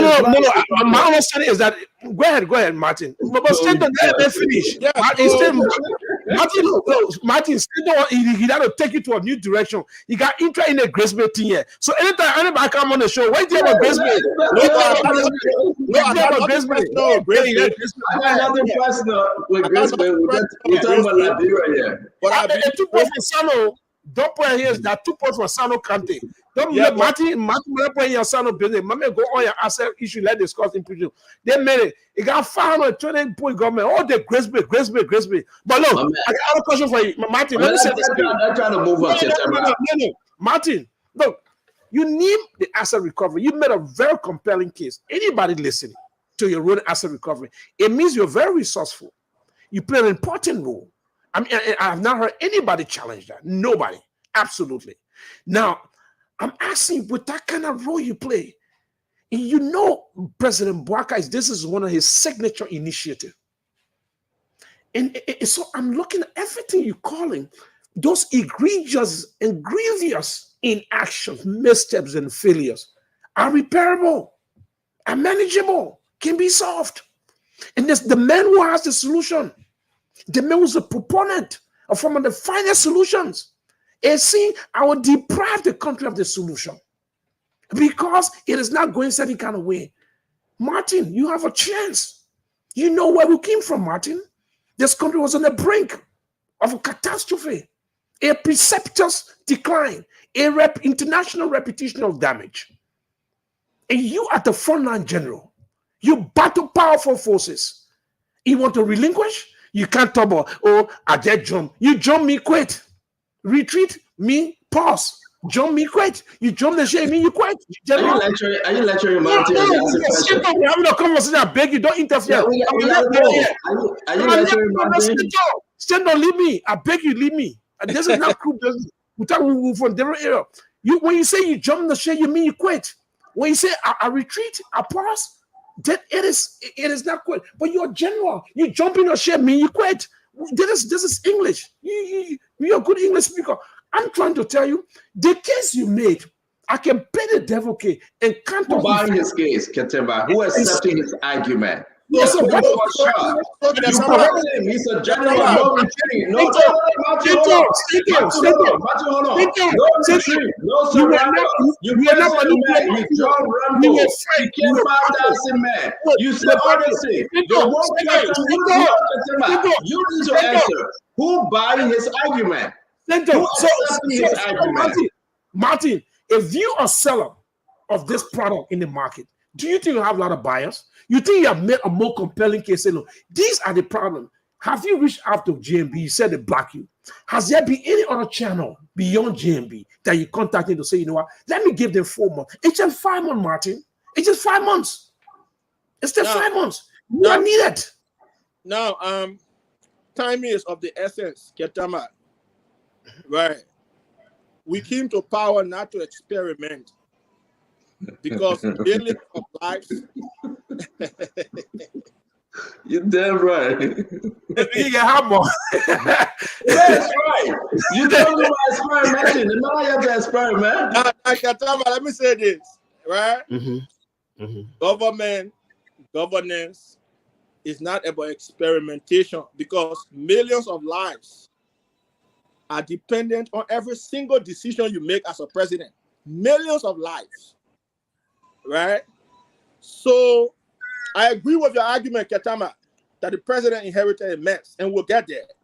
In fact, this is the messiest mess that President JMB is inheriting or has inherited. What President JMB inherited from the from the George Rias government is the messiest mess. So I know with time, right, things will get on course. However, you cannot tell me and say, oh, Martin, wait for 1 year. Let us start patient. But 60% of your officials are yet to declare your assets. You cannot tell me, Ketama, oh, Martin, let us exercise restraint and patience and wait for 1 year. But we say, President JMB, can you make your assets public because we promise open governance? Then you say, oh, Martin, no. Then advisors are quoting the law to me now. So the law say the president is not mandatory or compelled to declare his assets publicly. Then I say, oh, but the president told us during the campaign that he would declare publicly. So if you go to the law now, it means you are changing the rules in the middle of the game. How you told us, advisors, how you told some of us, the frontline generals, that JMB will not make his asset public if we win the election. Some of us who are not supporting him. I'm being frank. You got a point. You got a point. So if you're telling us to bear patient, and the legislature is sharing 450,000. Martin, let's go to it. The people sharing the money. Yes, we got it. Yeah, Martin, let's go to it because but Martin, that money is being invested in the Buchanan economy, and that's where we are going. That's where we are going. Let me say this. Listen to Senator Amara Corners' argument. Stanton, let me lay on this one. Ketama brought in something very intriguing. Yeah. I read his argument, Senator Amara Corners' argument. He said, but the money has gone in the Buchanan economy. You're talking about 50,000, you're calling to them, even though the documentation we have says 450,000. When university students are out of school right across the road where they work, because teachers have not been paid for 3 months. I want to support your post. Then the senator tell me, say, the economy... But the senator is telling me the money went into the Buchanan economy. Money went into the Buchanan economy at whose expense? Because all of you went to Buchanan Hotel. Okay, right? so let's put this up, Martin. I know we'll give you a chance to explain. You enjoy the utilities, right? You enjoy the utilities, while JFK does not have drugs. I listen to the CEO. Martin, let's get into it. This is your post. I want us to go back to stuff that you posted. The Minister of State, okay, we finished with this one. Let's go with this one. Before the retreat, each of them received 3 checks. The post is not up. Oh, okay, I see. Go ahead. Before the retreat, each of them received 3 checks: US 10,000, 3,000, and 2,000. This is 15,000 each senator, multiplied by 30. I don't know what you said, 30. Maybe Yombly didn't receive it, will go to 29. But let's just agree, 450,000, Martin. What did we tell you? Now, this is important for Liberian to know. Senator Yombly Kanga Lawrence of Grand Bassa, pro tem, used her horse coats to cater for the retreat while US students are out of school. Her horse coke. We will give you the chance to explain. Martin Cordy. Okay, so when we raised the issue about this retreat in Buchanan, we had all the facts. And thank God Spoon has the facts as well. And our facts correspond. So we are not saying anything different. But when I got to know the total money that was disbursed before the retreat and during the retreat, then I asked myself this question: is the Senate Pro Tem really a rescue murder or a rescue mafia? Because in the first place, in the first place, Stanton, how can you use 450,000 just to go say a few words in Buchanan? What you wanted to say in Buchanan that you could not say in Montreal? What extra that you wanted to say in Buchanan that you could not say in Montreal? You had to lavish 450,000 of our people's money when our citizens in the country are suffering. Is this not business as usual? Is this the change we promise? That we'll just share our people money?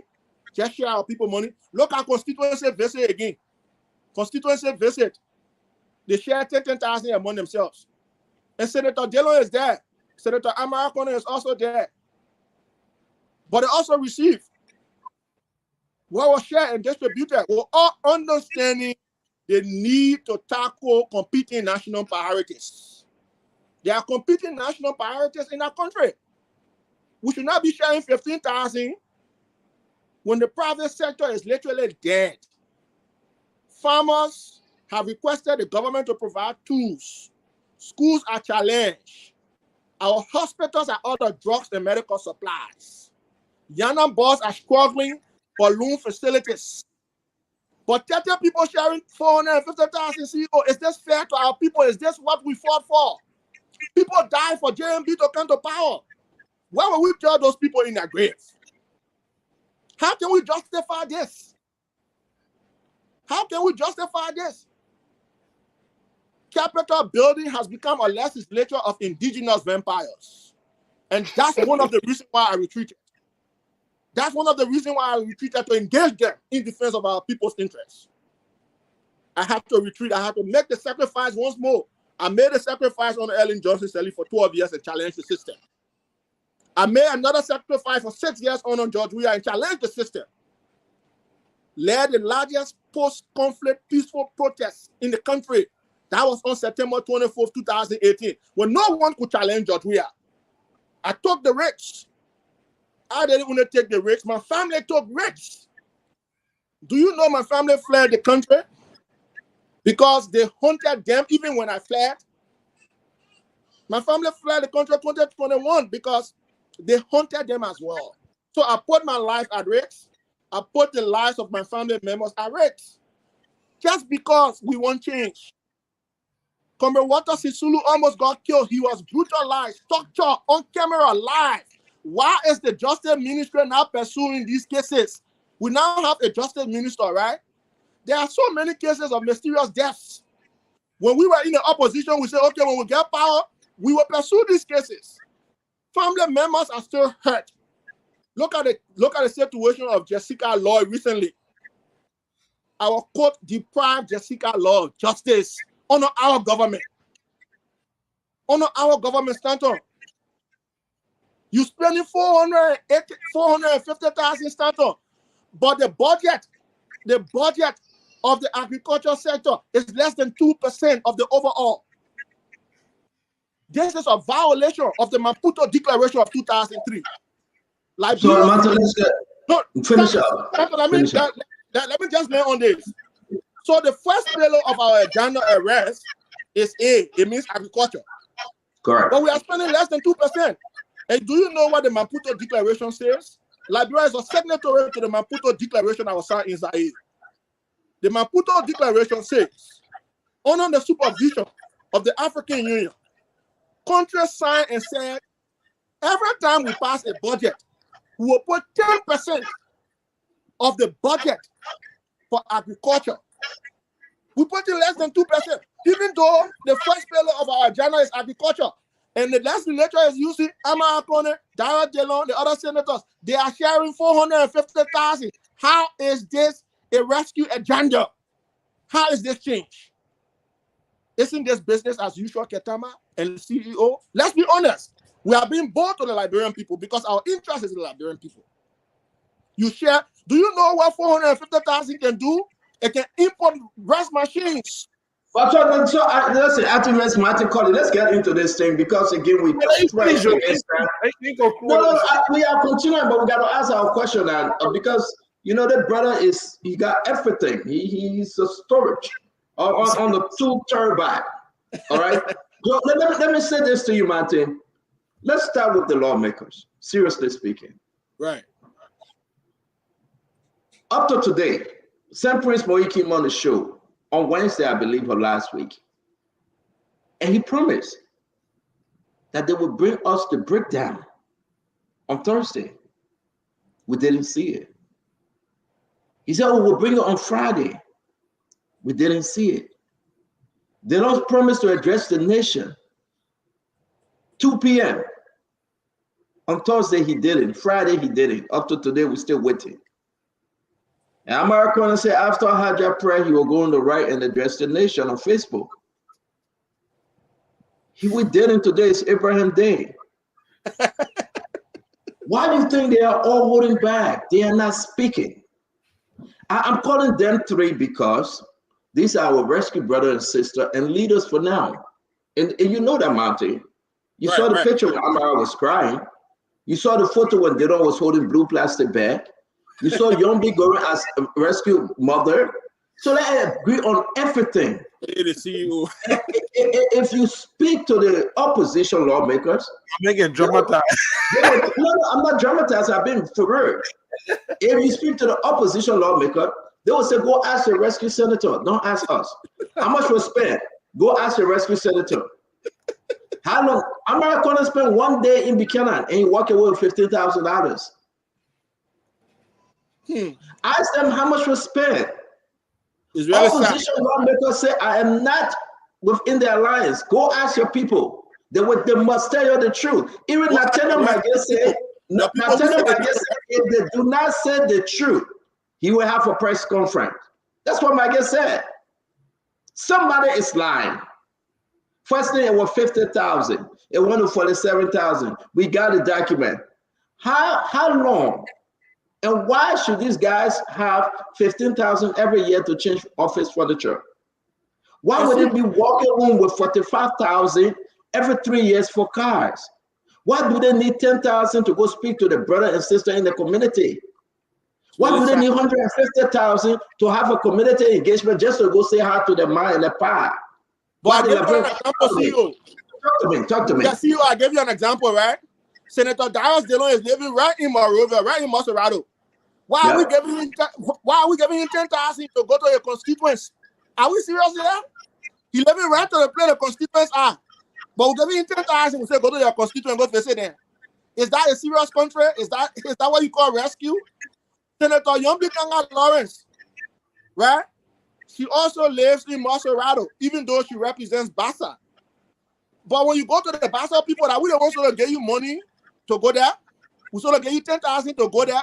When teachers, public school teachers are making less than 150, when nurses are making less than 150, when security personnel in the police, in the army making less than 150, we supposed to be giving you 10,000 to go visit your people in Basel who voted for you. And JFK got no medicine. JFK got no medicine. But Stanton, here's the issue. Here's the issue. And this is one reason why I retreated. I jumped down from the train. And Katama said, my man, did you quit? I haven't quitted. When the ship is singing Katama and the captain is not listening to your suggestions to make sure to keep the ship afloat, you cannot sing along with the captain. You have to get off the ship and raise the alarm that the ship is sinking, captain. And I had to get down to help repair the damage on the ship. So getting down the train doesn't mean I won't provide policy proposals and prescriptions for progress. JMB has asked for time, yes, but when you ask for time, you can keep making mistakes. Asking for time at the same time, you're making one mistake to another. Making one mistake to another. Look at what we're talking about right now, the legislature. The legislature is corrupt. 30 senators, you sharing almost 500,000. 500,000. Public school teachers at the university have not taken pay for 3 months. Amen. Stanton and Ketama. Is this rescue mission? Are they rescuing the people or they are rescuing their pockets and purses? How can you even assign your cook? You take your cook from your hall, Yombi Kanga. You carry your cooks to the retreat. When the cooks finish cooking, you get our money as paid, even though they're working to your hall. How do you call that, Ketama? That's state plunder. That's state plunder. You are plundering the state coffers at the expense of the ordinary people in Newtown, in West Point, in Stoney. And for us, the family I was brought in, right? The family taught me how to be honest, disciplined, content, how to seek justice for the poor. I'm a Christian by faith, right? I'm from the Wesleyan Church. My father is a pastor. So when I see poor people suffering, it provokes me. I had to jump down from the train and come in defense of our people again for another 6 years. I make no apologies for this. I make no apologies for defending the rest of our people, for defending the dignity of our people across the mines, across the plantation, calling for a structural reform. I make no apologies to anyone because it is the people's interest that we should defend till death. So when you see these lawmakers, see, I just want you to put that analysis up that I did. Put that analysis up so that people can know. Let me just announce, because we are moving closer, in another 30 minutes, we'll be out of here. I'm going to put your analysis up. While we get ready for post-analysis, I'm going to bring in Leo Napolo Johnson to continue with the flow of the conversation. All right, Leo, welcome to the show. You've been following us. Martin, which one you want me to put up? So I just want to make you want me to put something up, yeah. Yeah, I just sent 2006. I just got a confirmation by Councilor Camo and a few other folks that the Deputy Minister Waller is a Minister of Foreign Affairs, not Minister of State. I just got a confirmation that she's actually Deputy Minister of Foreign Affairs, not Minister of State. Councilor Camo just sent me a message, and a few other person, Charles Camo. I just want to make sure. Go ahead. Okay, we will come back. We long past the train left. We all the way in Congo Town now. Yes. We get pick her up from point 4 when we come back. All right. Conflict of interest. The woman in Germany. I just want to make sure we understand, but the woman said she was appointed. My interest is the truth in different opinions that I'm receiving. I think I heard that she one of those that received the guy from the Bose Katama is actually vested in the matter, so. Yeah, so but which one I want you to put the one with the money we have spent on the legislature since 2006. No, not the one. Yeah, this one. Okay. So I want the Liberian people to look at what we did, right? What we capture here, what we have spent on the legislature since 2006, Madam Ellen Johnson Sirleaf into power, up to 2021, and I'll also give you figures for 2022, 2023 when President Weah left power. So when you look at, let's go to the total. I hope you see the various totals. So 460. So $460,268.69.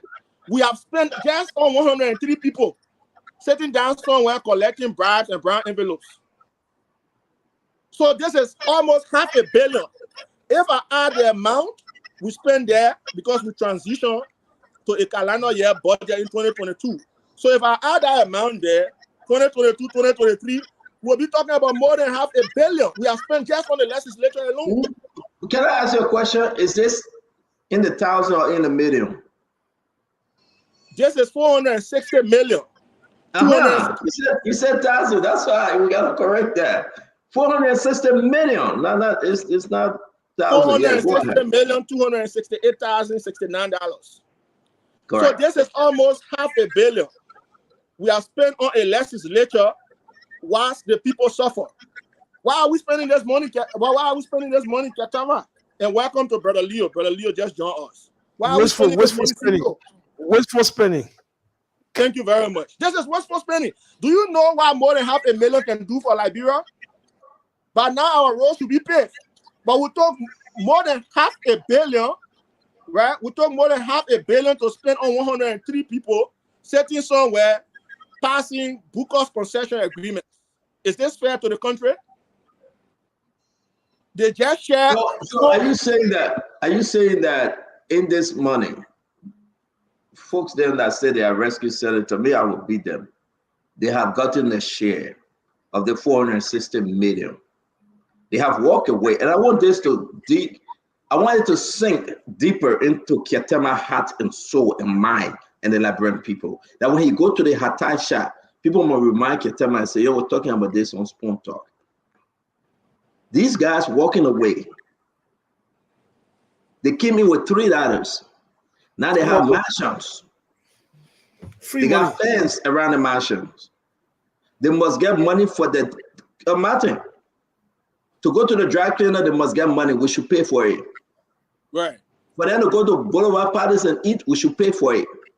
For them to go to their own bathroom and toilet and sit on the toilet, we should pay for them. But Liberians, you have to be reminded that your children have no food and after-school program. They have no furniture in the classroom. They go slow at the University of Liberia. People are saying we have not gotten paid. No chairs. Thank God the reason why Leo also here is to show that, yes, indeed, he tried and took a library in Liberia, Painesville. But imagine, without the contribution, with all the collective efforts of the good people in Canada, we wouldn't have had a library in that area for people to go and research. Martin, you are a researcher.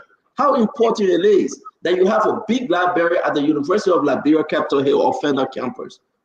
I mean, but these guys are going home though with 15,000 each every week, every month.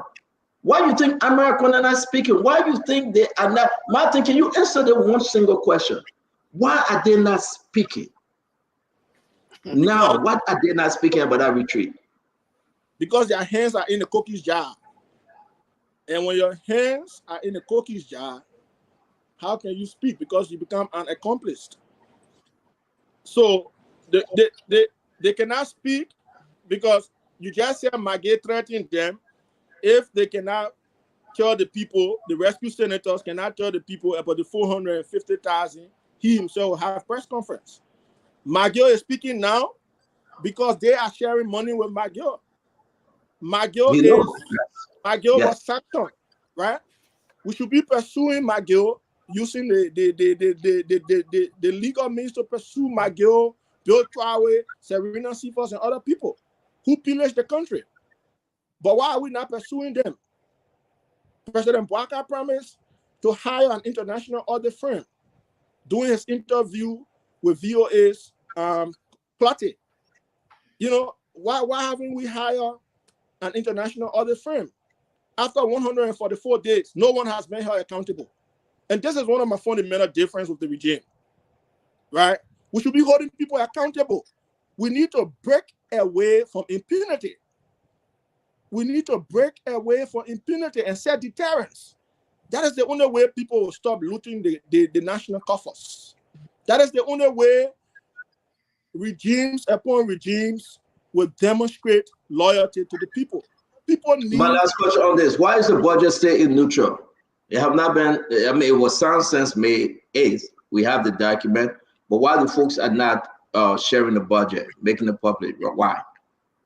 Because someone has authored the budget. Someone has authored the budget. I just read a post of one of the rescue representatives, Richard Kuhn. Right, the budget has been authored. It's a violation. 40 million that have been shifted. 40 million have been shifted. So not even publish the budget, CEO, up to now. It's a violation of the 2009 PFM law. So I'm not surprised. even publish the budget up to now, right? Up to now. Because we have a new budget year, right? The budget year begins in January.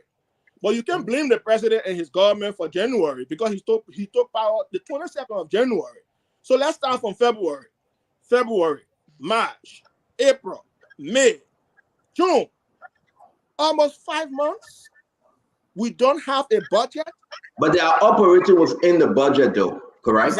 Is that been published? So it's not published yet, nothing. They signed it May 8th, right? But everybody can call Boma Kamara and say, listen, I got a budget line, I need this amount of money. And he must make it available, though it have not been published yet. Why do you think those champions, my last question, Ketamba, before you came in, those champions, why do you think are they not speaking right now? Like, come on, guys. I'm going to say, listen, I will be your transparent king. I will be your angel Gabriel when it comes to transparency. Listen, guys, I'm telling you, I will wake up every morning and exercise. I will do my prayer every 5 a.m. By 6 o'clock, I will post what I know. Why am I here shaking right now? There is no way to hold an ink pen. There is no way to hold a cell phone or the computer to post anything. Why is not fighting for the Liberian people? Why they don't just be free for all? For all. And you understand, they don't say I'm the light that shine in darkness, and when I shine, darkness must disappear. But it seems to be that Dylan is disappearing with the darkness. The darkness have consumed him. Why are they not talking? Youngly, thinking that she's a potential vice president, thinking that she's good, she will make the change. She will give her the position as pro tem. She will bring transparency into that house. Today, we can announce Dixon Sibo, Westmates, Speaker Funati Kofa, Pro Tem, Young Kanga Lawrence, Prince Moyi, Amara Kone, every one of them know exactly what is happening because 40 million was shifted from domestic debt to other areas within the budget. The argument is on the floor right now that somebody want to expose them. Did you hear that, Martin? Did you hear that this argument is increasing? Yes, the volume is increasing? In fact, I heard more than that. I did hear that. And also I heard, because before, the draft budget is still on the website of the Ministry of Finance. In that draft budget, the legislature has 38 million, right? I'm also hearing that they have increased that 38 million to 50 million. That's why they stalled the budget process, and that's why they don't want to expose the plain text of the budget to the public. And this is a violation of the PFM law. President Bouaka needs to come down high on these things. The rule of law is the basis of democracy. If we have a break in of the rule of law, there's a problem. If everybody can just do anything, then there's no system, there's no control, and we have a president in charge. We should have a president in charge. So the issue of Amara Kone, you heard him, the money went in the Buchanan economy, right? It's in the Buchanan economy. How we get it up, I don't know. You heard that, you heard Daryl Dillon. But my question to you, CEO, which kind of light are you talking about? The LED light or the jack-o'-lantern light? So LEC or car power, baby, because it says minutes should be going to car power. Yeah, so people just go to the legislature to seek their personal interests, while vast majority of the people suffer. This has been happening for 177 years. One while people break away from poverty. All of us should start pondering over this question. But we've been poor for 177 years, even though we have abundant natural resources. But when will we break away? You have a legislature. For example, we expose these people, Western Cluster, and see who I want you to put that stuff up. Western Which one? Cluster stuff. Yeah. The president went to Western Cluster. He made a policy statement. You know, there are many reasons, too many mistakes. And the mistakes can be piling up. Then you be telling all your exercise patients, your wait. Yeah, we will wait, but we have to checkmate these mistakes. So the issue of no, not this. No, this is the audit. Okay, CEO, just leave this up. All right. I want to talk about this very briefly. The president took a definite decision on auditing NSA, right? The reason why I send you this, because people said to the president, you can't audit an intelligence agency. That's a lie. There you see audit. What do you see of their CEO? National Security Agency of the U.S. The people who go to pay for money, right? Who go to the U.S. to pay for money. They can audit the NSA in the U.S. So why are we not auditing our NSA in Liberia? Do you know that the NSA has been used as a cash cow for $60 million. $60 million went through. Correct. Exactly. Ono Ellen Johnson said the NSA was used as a cash cow. Ono George Weah, the NSA was used as a cash cow. So the President Bouakai decided to audit.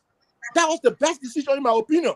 They're seeing Grace Bay went behind him and wrote a letter and said, no, you can't audit intelligence agency. Who told you, Mr. Grace Bay, that you can't audit intelligence agency? Let the Liberian people see for themselves. The NSA in the USA, read the other report. You're talking about you can't audit intelligence agency. What kind of intelligence in fact you doing in Liberia?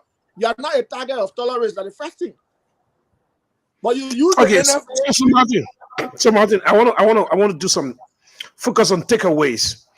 I want you to give me, if someone is listening to the show tonight and listen to Martin, he made some very profound position on his legislature, asset recovery, a lot of different things. I'm getting some good reviews and feedbacks. Do not everybody agree, but tell me 3 things that were deal breaker for you to say this is the moment I have to jump the ship. 3 things deal breaker. Said those things were a deal breaker. You listed asset recovery. You listed the publishing of the asset. 3 or 5 things that someone can say, look, these things are grievous enough to warrant the kind of reactions he has shown. And I want 3 or 5 things that are deal breaker that you felt, look, it was enough.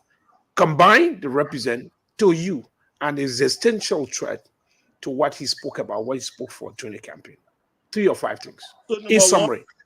Number one, the refusal of our government to be open. That's number one.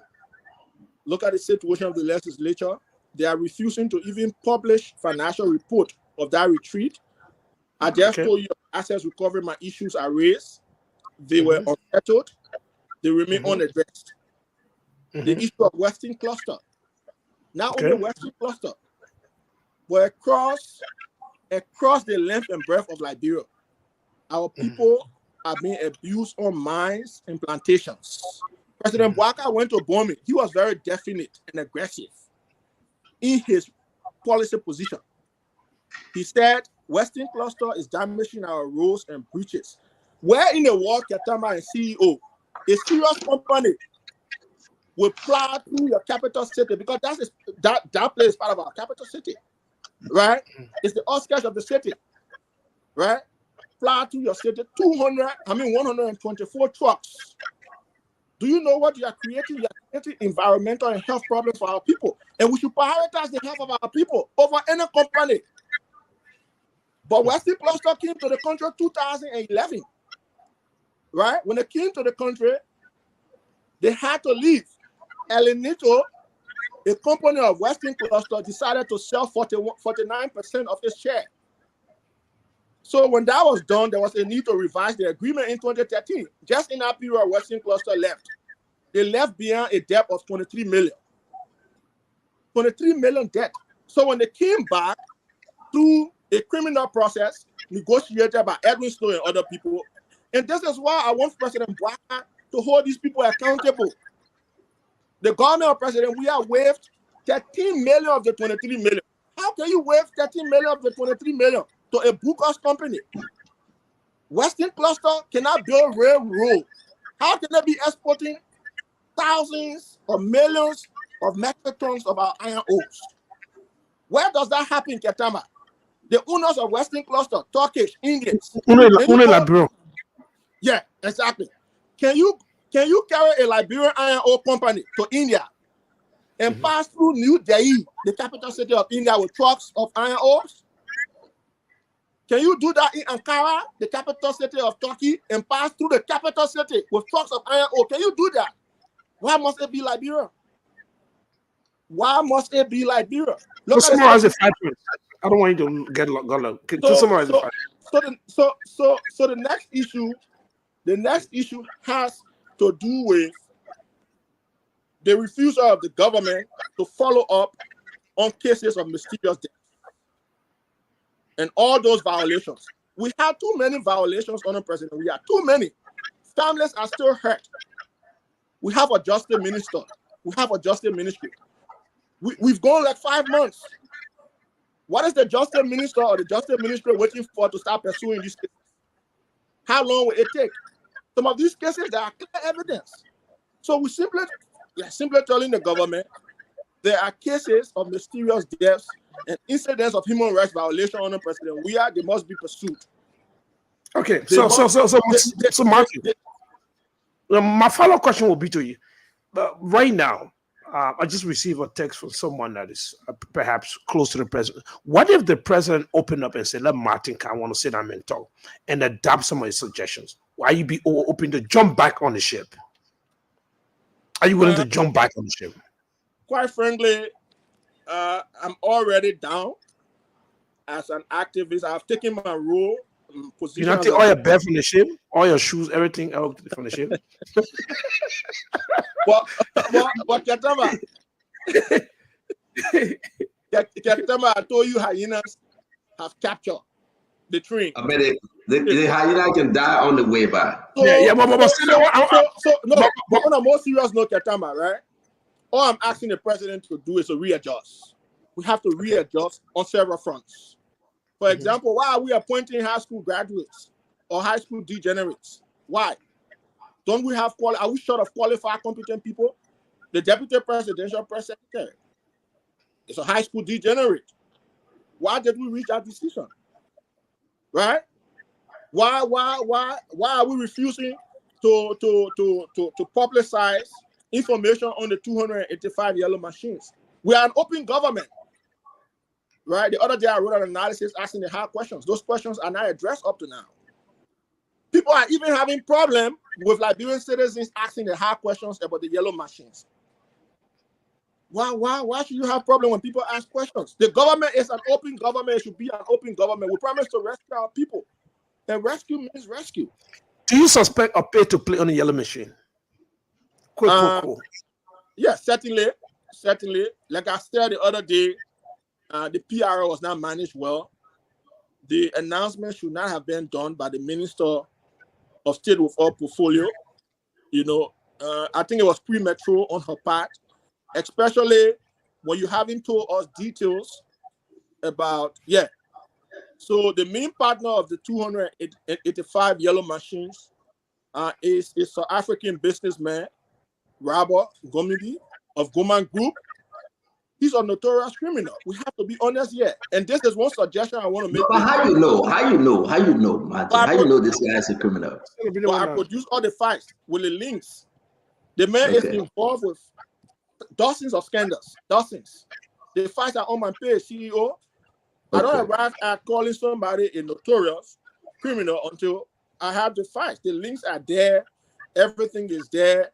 And I would like to say to the president, he needs to streamline his relationship with scandalous companies because it could backfire. And when I want to bring Leo in, but can this activities lead to sanction, Martin? That's what I'm saying. That's one of the reasons why McGill, Biltwine, and other people are sanctioned today. And it is highly likely that the former president will be sanctioned. It's highly likely. So I want President Boakai to protect his legacy. He's a legacy president. He needs to protect his legacy. Do the right thing, protect the people's interests. That's all we are not of much. We are not asking him to do much. That's the point we are making. If we say we will demonstrate openness starts with telling us what your assets is. He declares his assets. That's good. Good start, commendable. But the president has to make public his assets. Because if he does that, then his officials will also make public that. And let me say this. Some assets are being inflicted. The monetary value of some assets are being inflicted. We've discovered that, and we will write the LACC to also investigate, do verification and valuation. The people should not just get you any piece of paper, you just hold it and say, these are the assets. We're all investigating. You need to verify and evaluate their assets to know whether the figures they have there are realistic. Right. So, don't check. Yeah, but in one of your documents, you said that the president will be declaring his asset. You said it, you posted this though. Can you help us understand where you got it from? Between now and Tuesday, I received a message from a contact at the executive mansion that the president has instructed the presidential press secretary to publish his assets in the local dailies. So we are hoping between now and Tuesday, we had no reason to ask the president to have published his assets if the advisors were listening, if our messages were being responded to. By now, we shouldn't have arrived yet. But every effort to advise, to suggest, to propose, every effort seemed futile. So I had no choice, especially when there are issues of inconsistencies on the part of the legislature. We say we have come to rescue, but we are rescuing our pockets. Then there's a need for concern and alarm. So all I'm doing, CEO, I'm playing two roles. Yep. I'm playing the role of a gatekeeper, and I'm playing a role of a whistleblower right now. And I think this will better serve the interests of our people going forward, to hold the government in check. Whilst I hold the government in check, I will also provide constructive criticisms with solutions to the problem. Not only the problem, I've always provided the solutions. And not only Thank you. Let's allow Leo Napolo Johnson to ask you. At least we're given the chance to ask two questions because the program is over. Martin want to say thank you. But Martin, though, you're activist now. No, he's not leaving. He's not leaving. I'm just saying I'm done with my question. I just want to tell Martin you're welcome anytime to come on Spoon, on the regular Spoon Talk or one-on-one with the CEO. You're always welcome. Man, don't run. Come. Anytime you wake up in the morning, something getting your head, you come. You don't even need invite. I can run the show. You just driving. You come. I appreciate the invite, CEO, and quite frankly, the time difference. When the show is up, sometimes I'm at work, so I'm busy here, even though I'm keeping an eye on Liberia because our people are there. So we have to make sure to protect them from state pillagers. It's important. But before we go, Stanton, I want you to put that stuff up. Leo, which stuff you want me? Let me make sure I upload it. Then Leo can ask his question. Why? I want you to put the one up that has to do with the export data. I just want to show our people something. Then you put the other one up as well. There are two tables. Okay, I'll put it. Let Leo ask a question because then you can wrap everything, right? So let Leo ask a question. I got them already. Go ahead, Leo. Yeah, no, thank you, Stanton, and thank you, Ketama, Martin as well. Good to see you, everybody. I'm just wondering, Martin, I've listened to you and some of the key issues that you've been speaking to over the last few days and weeks as you've been unfolding different issues. I'm just wondering, given the short time span from when the rescue train and giving your efforts, especially someone like you that came on board, and what I would say, ramborizing anyone that stood in the way. Do you feel any sense of responsibility for some of these failures, giving the trust that you had to put this rescue team into power, and around 6 months later, you are seeing some of your own disappointments based on the type of commitments that were actually made? And what is the difference between the Joseph Boakai that you saw in November versus the Joseph Boakai that you're looking at today in June, if any? So I still see the same Joseph Boakai. I still believe the president can adjust and readjust. Like you said, we've gone 5 months. All I want to do as an activist, Leo, is to keep the government in check. All of us cannot sing. I was keeping the government in check while I was in. Some people told me, you can be in and keep us in check. You either cooperate while you are in, or you jump off the train. So I had a choice to make between the Liberian people and being in, keep advising and being ignored. So I chose the Liberian people. The Liberian people need my voice. They need my pen to keep the government in check. I brought the government to power. All I've said, the conductor of the train has been hijacked. And we have to get rid of the hijacker. So I still see the same President Boakai. President Boakai, I told you from the beginning, if today was an election between Boakai and George Weah, I would still vote for Boakai. With all regret, even though I have disagreements, I will still vote for Boakai with all regret. If they are the two candidates in the race, like they were during the runoff election in Liberia 2023, I will vote for Boakai. Weah is not an option. Weah is not coming to power in our country. He's not coming back.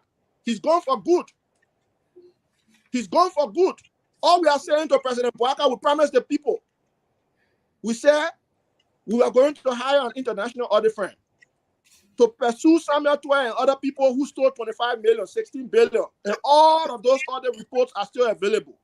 Look at the reports that the LACC has with hard evidence. Why are we not using the Justice Ministry to pursue some of these cases? We don't necessarily need an asset recovery task force to start pursuing some of those cases, especially when we have evidence. That's the point I'm making. So let's hire the international consulting firm, audit firm, so that nobody can yell, witch hunt, witch hunt, witch hunt. They are yelling witch hunt because they want to distract the government. To distract the government, then the government will delay. When the year ends, we enter 2025, then people will be asking, but why you didn't audit them when you came to power first? This is a strategy to distract the government for holding them accountable. And I have said to the president many times, we cannot let our people down. Millions of lives are dependent on this government. The people struggle, they suffer for us. We must deliver them from the dungeon of poverty. This is my position. And the next concern was... No, I talk about, do you feel any personal sense of responsibility given how things have unfolded since the elections, given that you are one of the lead campaigners from this government, based on everything that you have said, you have laid out, things are not going well at all. Do you feel any sense of responsibility? Oh, yeah, sure. And I gave you an example. During the election, an elderly woman called me. She has 2 children. Today, her children are drug addicts. And she called me, Martin, I did not want to vote anymore. The society has let me down. But because you have made a case, a compelling case for candidate President candidate President Joseph Boakai, I'm going to vote for him.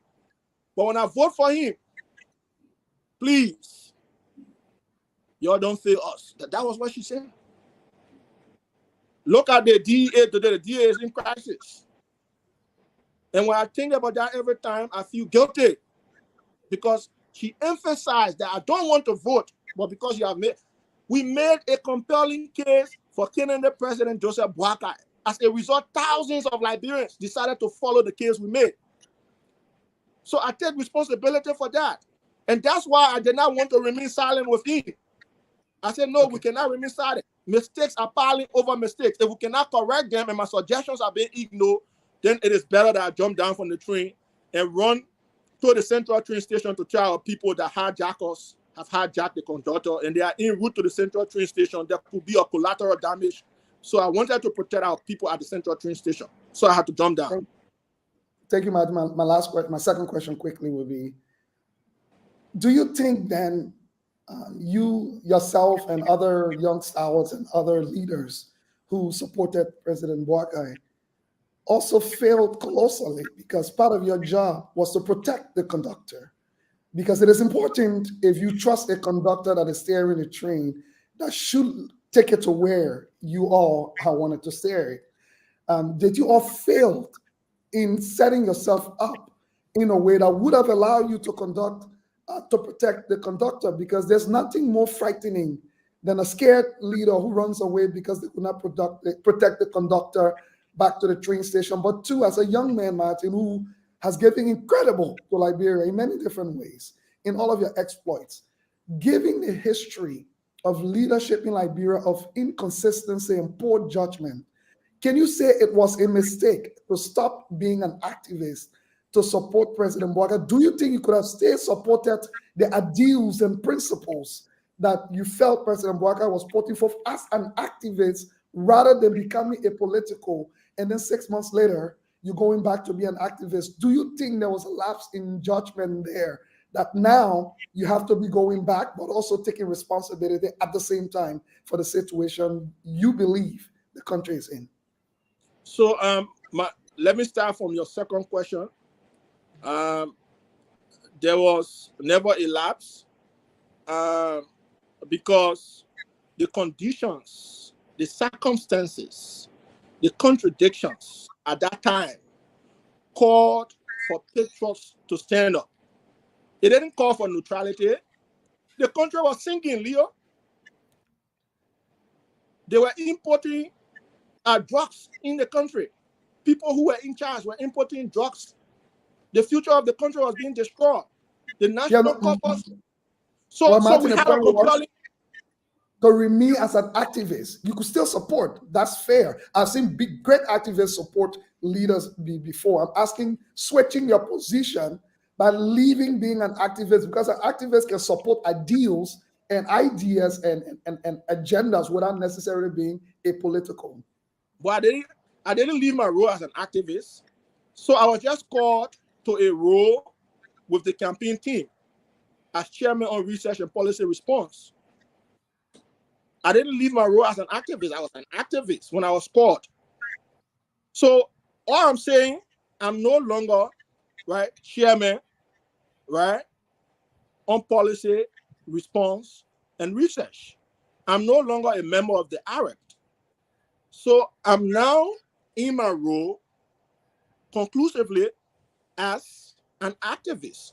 So I'm not supporting political agenda, right? But at that time, no one could remain neutral.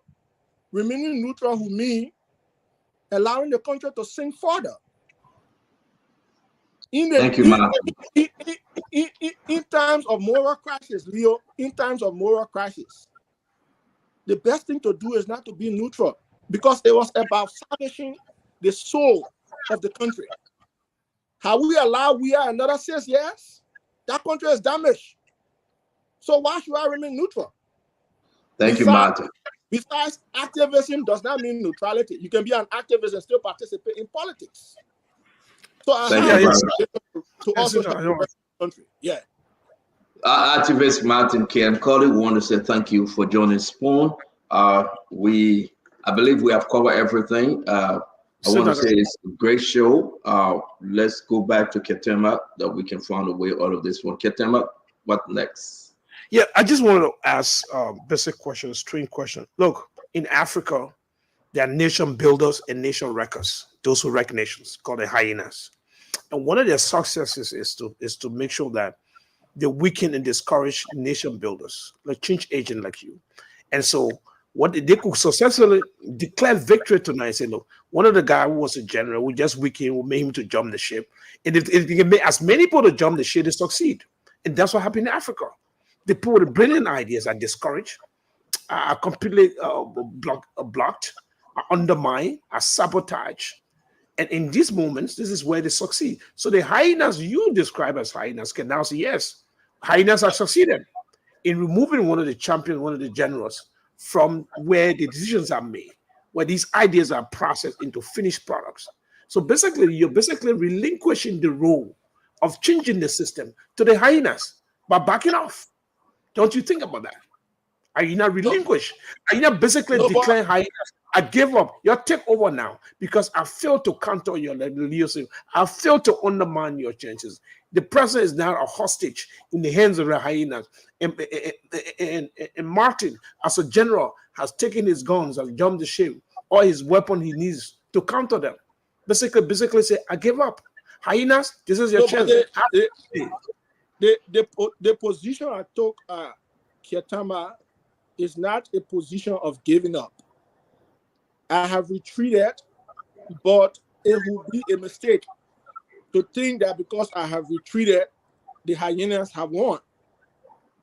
It's a mistake. We still have the capacity to disrupt, right? We still have the capacity to persuade as many people as we can to get rid of the hyenas.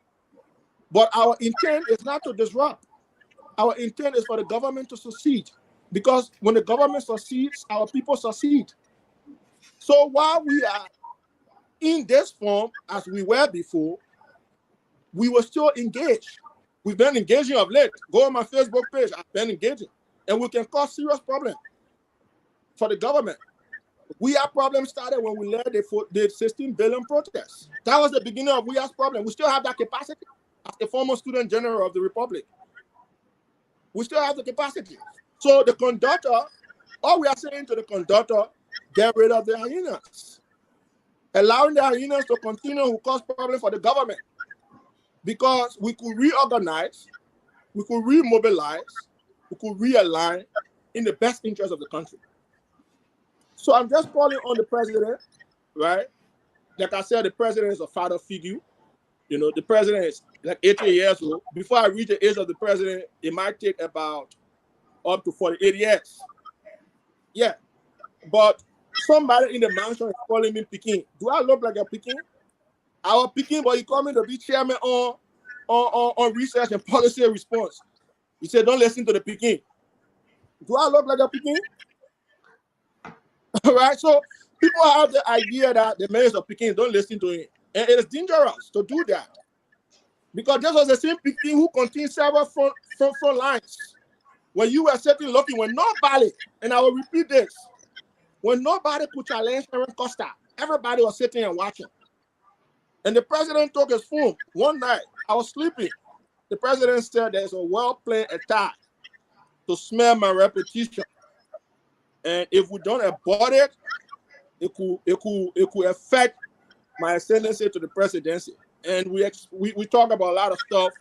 And the chief proponent of that conspiracy was Brother Costa. Everybody sat and looked. And I said, okay, Mr. President, just give me 2 days. The president said, you can make it. I said, give me 2 days. And Costa was contained. Costa was contained.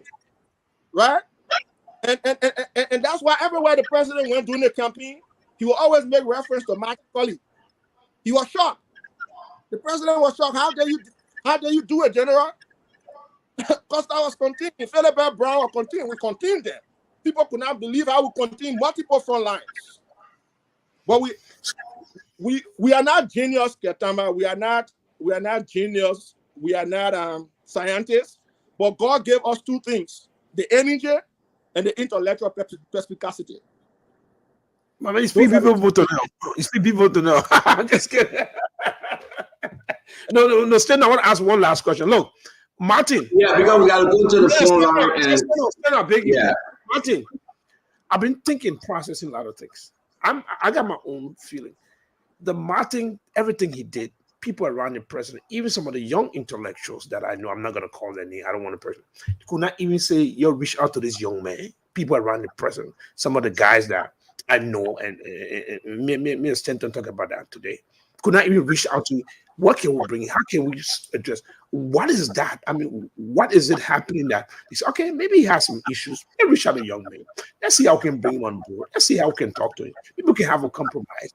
I mean, the idea of blocking somebody, it beats my imaginations. I mean, that's what I've been wondering. Was there something you did was for them? There was a no-go zone. They say, you know what? This is it. I mean, nobody, the younger folks that I know, in whether they're managing director, are now saying, no, we're going to that mansion. They have to talk to this young man. There's a difference that can be resolved. Why is that, Martin? Why is that? Probably they have their own reasons, Ketama. I don't know. I haven't done anything wrong. All I have asked for is for the right thing to be done, because our people expect a lot of us, right? I've asked the Assets Recovery Task Force to do the right thing. How can you pay me over 7,000 for a work I haven't done? I haven't retrieved a dime. Then you won't pay me 7,000 of the people's money? Are you serious? What did I retrieve? All I did was to work on various technical documents and then submit it to Mr. Eddie Scofield for review, right? Because we were working together as a team. That's all I did. And I've done more than that. I've sacrificed more than that for the Republic. So why should I receive over 7,000 for 3 months?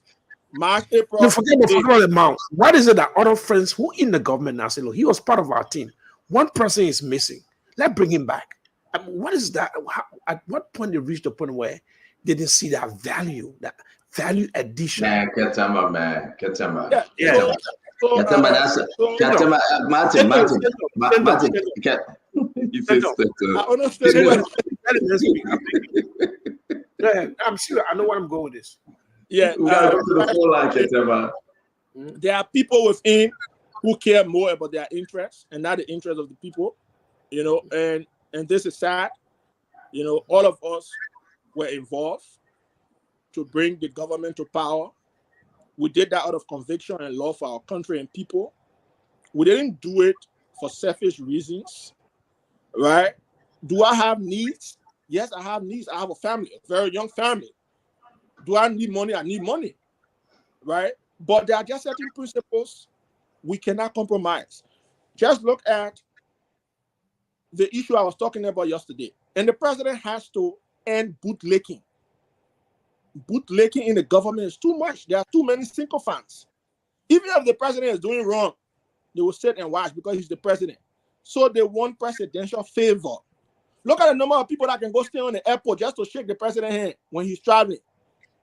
When he comes back, they go by on the airport. You know how much that costing us? The fuel you're using, the car, the wear and tear cost to go to the airport every time the president is traveling. Then you come back. When you're coming back to the country, you go there again. Then you come back. You're supposed to be working, right? The president has an entire ministry under him. He has his staff, his security guards. They can escort him to the airport. Cabinet ministers don't need to go there. This was the same thing President Weah did. That's why we remove him. So you are still using President Weah's playbook. President Weah signed an MOU, a bogus MOU with Western Cluster, right? Our roads and bridges are damaged. You came to power, you revoke the license, the road license of the company.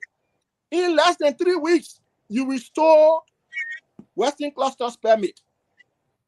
Is that not President Weah's playbook? Are we not still operating under the same bogus MOU? And according to the 2006 Minerals and Mining Law, no iron ore company or no mining company should operate under an MOU. There's something called MDA, the Mineral Development Agreement. That's what companies should operate under.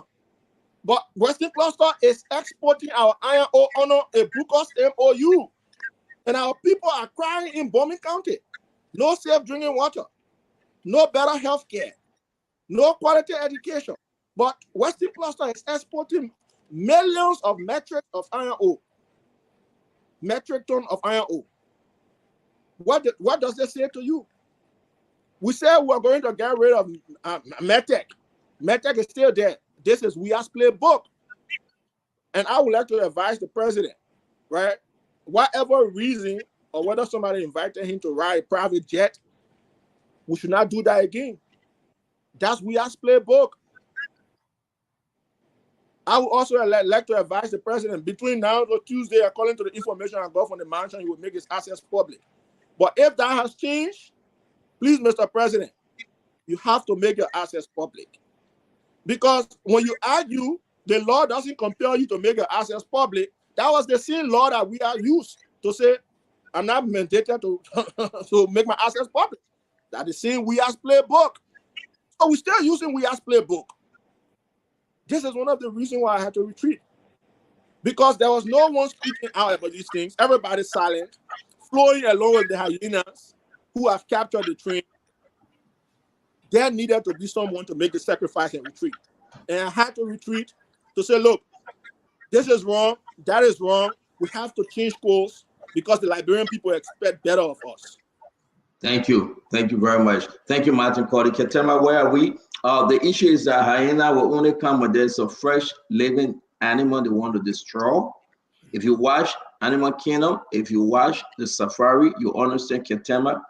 The only animal, the only creature hyena is afraid of is the king of the jungle, the lion. You can bring the female, you can bring the tiger, hyena will take that food from them. So when we talk about hyena and the way in which they have occupied that train, I don't know what, but where's the train? I don't know. I'm not seeing the train. I don't know the train, Ketema. What's the train? No, I don't know. Which color is the train? Depending on where Martin got off at. I mean, I don't know if it was. He was the last passenger, so let him tell where's the train. He was the last passenger. Martin, why did it drop you off? Or you just jump off? So the first thing is the train has been overloaded. The intent was for the train to go and pick up our people at the central train station. But the train has been overloaded with family members, right?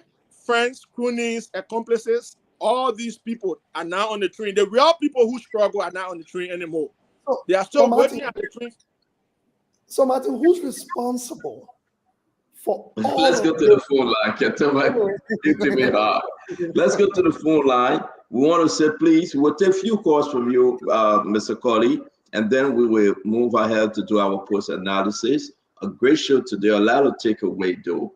I want to say to every one of you that shared the program that John, we say thank you. Again, we'll be back next week with another fascinating guest. Ketema always doing a great job to bring the best of the best with the trending issue. Thanks to Abdullah Ketema for even allowing the show to come up one-on-one with the CEO. I'm going to take the first call from my end. Nelson, can you come? We'll take 3 and Martin have to respond. Your name and where are you joining us from, please? This is Uncle Pete. I'm calling from Minnesota. Talk to us, Uncle Pete. Okay. Martin Colley, my son. This is your Uncle Pete. I would like to talk to you, son. Fine. Martin, there's a need for you to divert your professional expertise to our country because of the vast education that we are all watching and see you go through the training that you have done. You are access to our country. There will be no need for you to leave this government. All I've been listening to you and everything you are saying is positive. Those are the things that they need to be, they ought to look up to. So I'm asking you to go back to this government. We need you better in this government than to leave the government and invite the professional expertise to criticize out of the government. Thank you, Uncle Pete. You. Go back to the government. Uncle Pete, thank you very much. Now we're going to go to Pat Zawe, the belated birthday man, Pat Gabriel Zawe. Welcome to One-on-One with the CEO. Thank you, CEO. Thank you very much. I follow you as a good show. I want to speak to Martin. Martin, this is Pat Zawe. Zawe, how are you? Not bad. How are you doing? Good. And you? I'm fine. We all fought to bring this government to power. I am asking you as your father, stay on. It's too early to leave. I myself am speaking to you. You know, it's difficult not to reach President Wakai. We that are going to power is difficult now. But let us stay on. Let us stay on and give me little time. Liberia is for us. We are not doing for President Wakai. We are doing for Liberia. For example, the CBN at the Freeport of Monrovia, but this time not supposed to be there. The 3 individuals are missing on the face of the earth. The justice minister are not doing anything. Thank you. The 4 auditor that died. Thank you, Pazawi. The line is hard, Pazawi. Thank you. Thank you very much, CEO. Thank you. We are here to better Liberia. Thank you. Thank you, Pazawi. Thank you. Let me take this one. Your name and where you joining us from? Good evening. How you doing? My name is Emmanuel Martin. I'm journeying from Philadelphia. Talk to us, Emmanuel. Martin, thank you so much for the job well done, my fellow legend. Thank you so much. I just want to ask you, with everything you have explained, there are some that I highly appreciate you for, especially when it comes to our legislators and our president. My question to you is, what can be done to put the rescue train back on a full gear going? Thank you. Thank you very much. Let me take this one. Your name and where you joining us from? My name is Musa Peter Stanton Spring. Talk to us, Musa. Martin Colley is my uncle traditionally. Having said that, everyone is kind of confused with a statement regarding retreating and criticizing or providing alternative to whatsoever that will happen in the government. What's your view toward the CPM and the argument between the NPA director and the former ministry? Vis-a-vis the Minister of State regarding the CPM and META.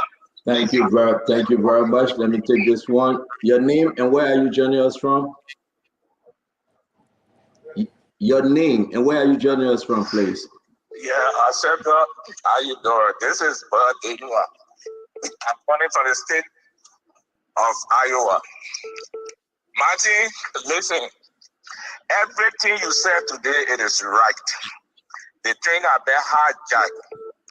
But Martin, we counted on you people. We supported President Buhari. If those people that hijacked the train, God will put things into the woman's heart to call you people back. You people are the future leader of our country. Don't go away. It will be a very bad idea. Go back and jump in the train. Please. Thank you. It's just early. Thank you very much. Some of us supporters, we don't want leadership in the government. Thank you. Thank you very much. Thank you. Your name and where are you joining us from, please? Yes, your name and where are you joining us from? Hello? Good evening. My name is Emmanuel. I'm calling from Massachusetts. Talk to us, Eman. I have one question for Martin. Martin, thank you for coming on the show. I just want to know, during the campaign, you broke so many relationships with your colleagues just to make sure the rescue train come to power. What phase will you have now to mend the relationship with your colleagues? Thank you. Let me take two more and then we'll go to Liberia. Your name and where you joining us from?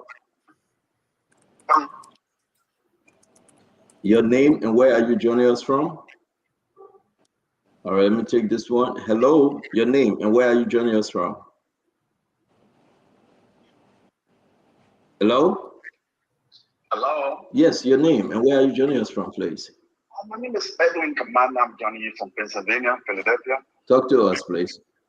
Yeah, I want to get a question from Martin Colley. You know, Martin, we follow you, we cherish you, we got on the train because of you. You cannot leave outside of the train and let the hyena eat the tree and just go.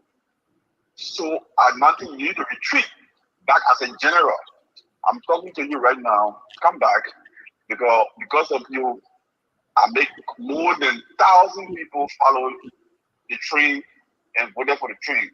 So please consider the decision and come back on the train. Thank you, Martin. Please answer that question. Thank you very much. Let me take this one. Your name and where you joining us from? Hello? Hello? All right, I'm sorry. International call is kind of hard to get you guys. Let's go local. Yeah, let me take the last one. We'll go local. Your name and where you joining us from? Yeah, my name is Abu Bader. I'm joining you from Philadelphia. Talk to us. Yeah, I understand Martin's frustration. It's the same thing that's happening to some of us in this place here. Because every day we follow school, our heart is broken. Martin, I don't know, but whatever you can do to get back on the train, you need to do that. We all can stay away. Some of us in the stay here, our heart is in Liberia. Liberia is the only country we have. This is why we do our business to listen to the spoon that way every day.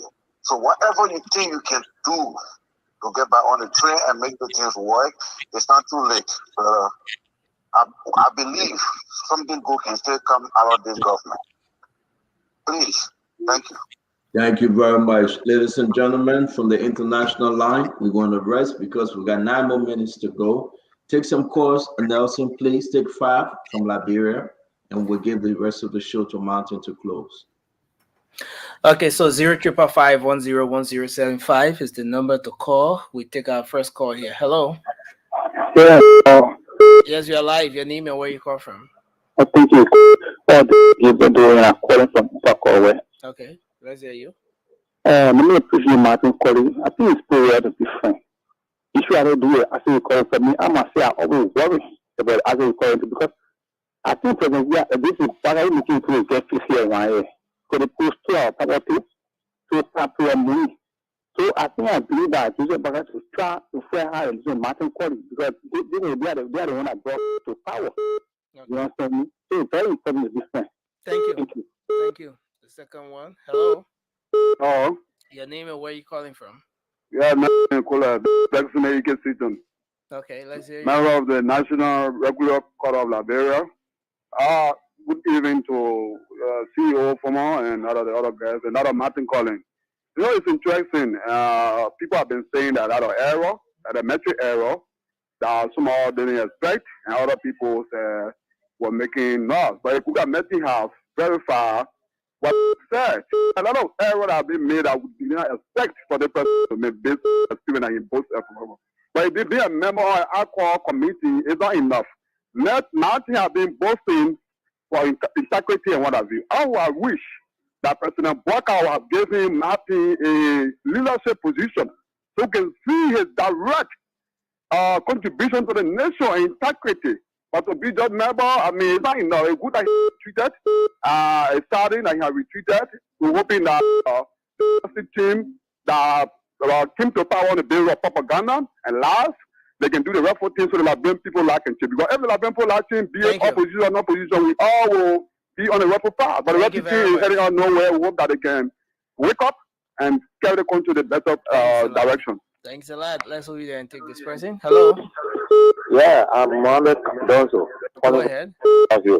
Go ahead. Yeah, Martin, I want to ask a question. How messy was Joria going? Because you talk about Joria, but I took one from Joria. Partner was very messy. How messy was that person? Okay. Thank you. You respond.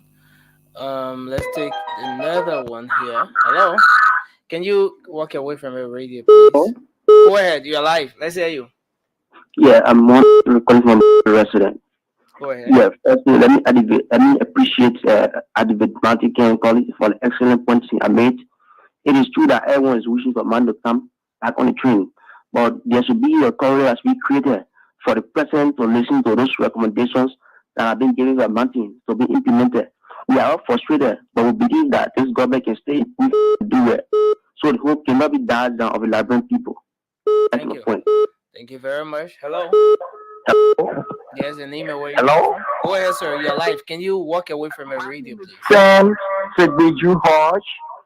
I just want to thank Brother Cody for all of the position he made, and in fact, the position he took to get down on the rescue train. But it is not too late. You see, an unorthodox behavior requires an orthodox solution. So, I can advise him as a young man, let him keep on his advocacy at the same time remain with the rescue train. Thank you very much. Thank you very much. Hello. Your name and where you call from? Hello. Yes, sir. You're live. Let's hear you. Hello. Can you go ahead, sir? You're live. This Taji Kamako, Manaze Estate. Okay. Madiko last time he posted that the Liberian economy or a 9 in the separate thing. That how we see that work is better than we are. Now they say, the Liberian economy in the separate thing now. Okay. How possible that would be? Thank you. Hello. Hello. Good evening, good evening to Veteran Commander Madiki. I'm calling the show. Yeah, go My name ahead. is Josiah Smoke calling from the Congota Peace Island. Commonly called 540. Yeah. Let me say, better comment. Now became calling. Thank you for flagging those issues, those mistakes, and what have you. That's why myself, some of us supported this rescue missions with our sweat and blood, with our finances and resources. What do you think about? Now that you are flagging this issue, we are also flagging this issue. We are not come to defend, we are not rescue defender, we are yet to checkmate things that we can be on. Like you have said, the new when it's drafting hearing anything on the after equality. It shocked me. That are men that were alleged or accused of capital during the early regime of the federal superintendent that even got in lost elections when he ran as senator against that Henry Fomo. Then a new after equality no. I think JMB, you got to read and structure the equality so that the right can be done because resources was total alleged misconduct on the government. So, veteran, thank you for flagging this issue. But all is not lost. We don't have regret for supporting the regime. We are still steadfast. We are still hopeful. Thank you. Let's flagging the issue. Please consider a decision so that you can come back. You serve in another position. Thank you very much. Thank you. Thank you very much, Nelson Colette. Thank you very much, Abula Kiatama. Thank you, Leo. Martin, it's all up to you. Please do your closing. You have heard the people that we can wrap this up. Yeah. So thank you, CEO, and thank you to Ketama, Leo, and Nelson for the opportunity to appear on this program. I have listened to our people. I listened to most of the calls. And what I'm getting from them is to get on board. But it is also good to be off board because you need someone like me off board so that when the train seems to be on a collision course, I can be able to checkmate, So I would appreciate my role as an activist. It does not mean I won't constructively engage. Yes, I can identify the problems, but I can also proffer solutions about how the problems can be resolved. That's part of my role as an activist. My role is not just to criticize. That has been never Martin. Just criticize. No, every time I criticize, I tell you how to do it, how to find a solution, how to solve it. Because that country, Kiatama, belongs to all of us. If the government doesn't succeed, it means our people do not succeed. If the government succeeds, it means that our people succeed. So my interest is for the president to succeed. That's my interest. So as an activist, I will still make recommendations. I will still offer solutions like I've always done because we struggle for the government. This is our government. Why should I oppose the government? In whose interest? To what extent should I oppose? So I'm not an opposition. I've made that clear. I'm not an opposition to the government. I'm an activist, and my role is to do two things: gatekeeping and whistleblowing. So those people who work in the government, they need to proceed with caution, dignity, and ethic, because what they manage is for the people. Somebody talk about the Liberian economy is in the toilet. How can you say JMB is better than George Weah? When I made that comment, it was in direct reference to Senator Darius DeLong. He often says to us that the economy is in the toilet. But when he shared the 450,000, then the economy left the toilet and went to the septic tank. So I was never referring to President Boakai. I was indirectly trying to refer to Senator DeLong. 400,000 being shared when infant mortality rate is high, when maternal mortality rate is high. We don't have dialysis machine even in the Southeast. These are fundamental problems. Business people are still struggling. The other day I listened to the Business Association president. He said the government hasn't met them since they came to power. We have to be meeting these people because government cannot create all the jobs. So if we do not strategize to lift the private sector up, we are making a structural mistake. We have to invest in the private sector because the private sector will drive jobs. Agriculture. Let's engage with the local farmers. We need local production to increase. How do we do that? We can't keep importing rice, Ketama. We can't keep importing rice. We have to grow our own rice. Everything we eat in our country is imported by foreigners. Ketama. The toothpaste we use, imported by foreigners. The rice we eat, imported by foreigners. The clothes we wear, imported by foreigners. So what are we doing? Our brothers and sisters are still serving as store boys and store girls in the various stores. Look at what is happening across the mines, across the plantations. Our people are being abused. This doesn't happen anywhere. We came to rescue those people. They are our people. We have to take some aggressive action to deal with the fundamental situations. So I am saying, right, Mr. President, right, you are still a father figure to me. No disrespect. My disagreement with you is fundamental and ideological. No disrespect. No disrespect. But we have to defend the interests of the people because we came to rescue them. Somebody asked about, somebody said, during the campaign, you broke so many relationships. How can you mend fences? Oh, yes, that's true. I broke a lot of relationships, Ketama, and you know that. A lot of relationships. I went on the screen because the future of Liberia was at risk. President Weah was a clear and present danger to the sovereignty of our country. We had to fight, and we fought. So those who I broke relationships with, we can mend fences. We are Liberians. We are one people. But when it comes to the interests of the people, I have no regrets for breaking relationships. No regrets, Ketama. When it comes to the interests of our people, no regrets. We can mend fences. They are my brothers. They are my sisters. But the conditions at that time compelled me to do what I did. And today we have a new president. All I'm saying to our new president, let's do it differently. Let's be different. Let's press the reset button on governance for once after 177 years. Our people are hoping on us. The children are hoping on us.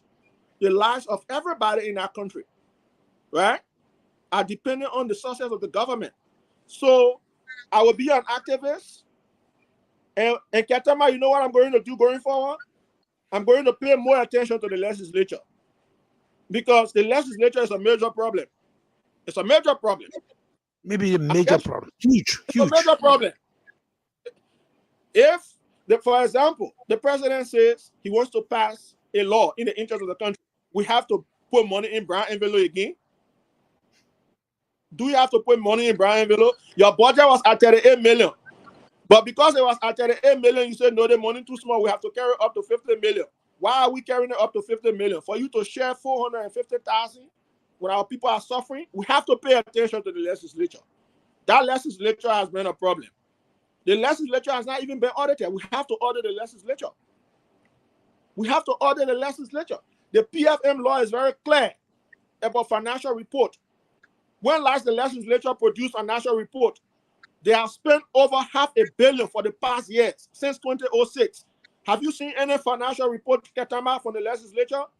But they ask people in the executive to bring financial report, but they can't bring financial report even though they are using the resources. Which kind of oversight is that? You don't want to take responsibility for the usage of public funds, but you want people in the executive to take responsibility for the usage of public funds. That's contradiction to your responsibility as lawmakers. So I'm off the train. I want to show all the people that I've caught. Those people are our people. So if they say, Martin, get on the tree, I cannot get on the tree. I have returned to my passion. You know, I love to defend poor people, the rights of poor people. That's my passion. That's me. You know, no matter what, I believe that everybody must have a chance to grow, to succeed. You know, not few group of people can go to Boulevard Palace and use the country money while vast majority of our people suffer. So to conclude, right? Are you talking to Stenton? Are you talking to Stenton? Stenton can't play well. Are you talking to Stenton indirectly? That's lodging over there. That's still no spot on there. The presidential suite. I tell you now. Go ahead. So I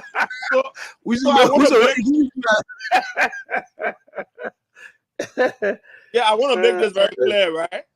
Right? I want to make this very clear. I did not come to beat the government. No. I came to tell the government, look, there's a problem. Let's fix it. But Martin, you too, after all the lashes that you lay, you say you be the government. No, but you listen to this. Listen, he's going to scratch this video. He's going to scratch this more. But Leo, the government has done some real good things, eh? So when we say the government has done this on the other side, we should also say the other side. So let me name. Okay, listen. Number one. Let's talk about. We'll have a part 2, Martin. We're totally all of time. It's after 7. Yeah, but just give me 5 minutes here. Yes, get him make that big you send them. Send them Father Day. How big event was standing for family. We should not just beat the government. We should also tell the people what the government is doing. So we should not just beat the government. So we shouldn't beat the government. We should tell the people now, okay, so that they want the government doing. Number one, EO 131. Right. They need to establish a war and economic crimes code in that country. It's very important. And no president has done it. No president. President Sally didn't do it. President Weah didn't do it. It took the resolve. And did you hear Malu? Did you hear Malu said? Malu said it was a lie. Did you hear him? No, but you cannot arrive at that conclusion now because you don't know the next step of the government. So just by signing that document alone is commendable because no president has done it. True. The president mustered the courage and say, you know what? Regardless of the fact that Prince Johnson supported me, regardless of the fact but I see the people are telling you, you cannot arrive the conclusion and to jump the ship because you know the next step of the dream travel. No, but I'm jumping off the ship because I have been removed from all the chat rooms of the assets recovery, right? I no longer have a say, right? So I can stay in and people know that I'm in, but I'm not in, right? Okay. Secondly, people don't want to listen to my advice.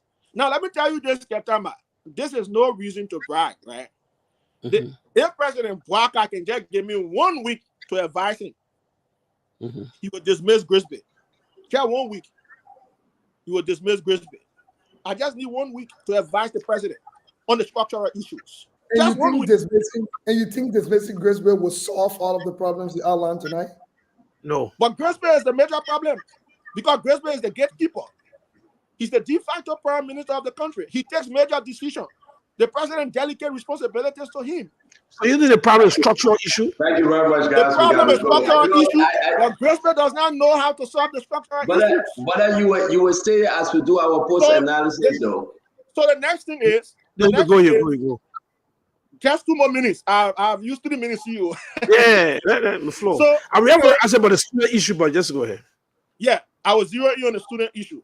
So look at the issue, for example, right? The 45 million the EU committed to electric power in 3 counties. That is commendable. Yes, we may have some issues with the amount used for the Dusty Road, but today people are taking lesser hours from Monrovia to Grand Gila to Maryland to other places.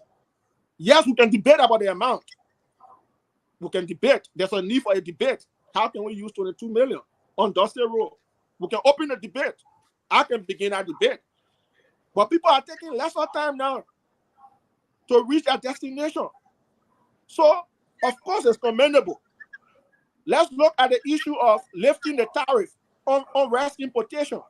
It's also commendable, right? The president. How does that help? How does that help when rice prices is $19, $9.20 in other places? How does that help?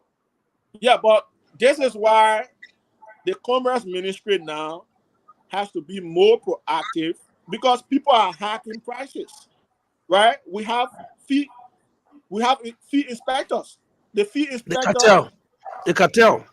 Yeah, we need to break the cartel apart, right? The thing is, the thing about the rice situation standpoint is we are importing mostly from India, Pakistan, right? There are other countries who could also import from.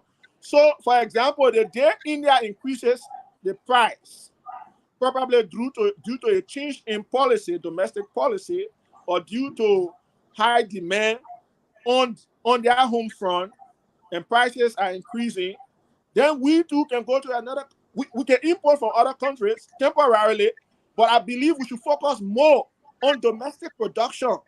Let's empower our local farmers. Let's empower our local farmers. And I think JMB has to focus on other issues like, for example, Stanton, we need to do a thorough review of our tax regime. We need to do a thorough review of our tax regime. Can give me 1 minute, Stanton, and put that thing up about the various companies, what they are earning per annum and what they are giving Liberia back. Just 1 minute. No, the other one. The other one. No, there's another one there about mining companies, extractive industries. No. No. I think you didn't send it. These are all what you sent though. No, I sent it to you. Okay. So let me just get it from here, right? All right. So per annum, right? The extractive industry, right? The companies operating in the mining area. You're talking about gold, iron ore, you're talking about diamond, you're talking about palm oil, you're talking about forestry resources. You know, companies operating in that area per annum generated 1,471,090,000, right? Do you know how much they gave to Liberia back, even though those resources are ours? So let me tell you how much they gave Liberia after generating more than 1.4 billion. They gave Liberia 182 million. Stanton, for God's sake, you generated over 1. And these data are from Leti, 2022, 2023. The source of the data, right? So you generated more than 1.4 billion, but you only gave out 182 million. Is that fair? President JMB needs to demand fair share. Fair share is important. This brings me to the point of suggesting that we have to review our tax regime. The next thing we need to do, President Bouaka, is we need a forensic audit. Forensic audit, whether compliance or financial, of all concession companies in the country. All. I'm not saying some. We need to audit them because they have been. We need to audit them because they have been cheating. Right?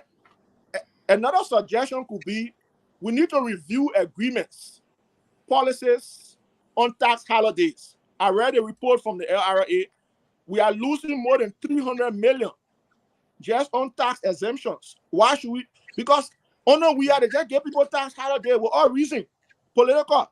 Most of the decisions are political. We need to review those decisions. Right? We need to review those decisions. We could generate millions of dollars if we do.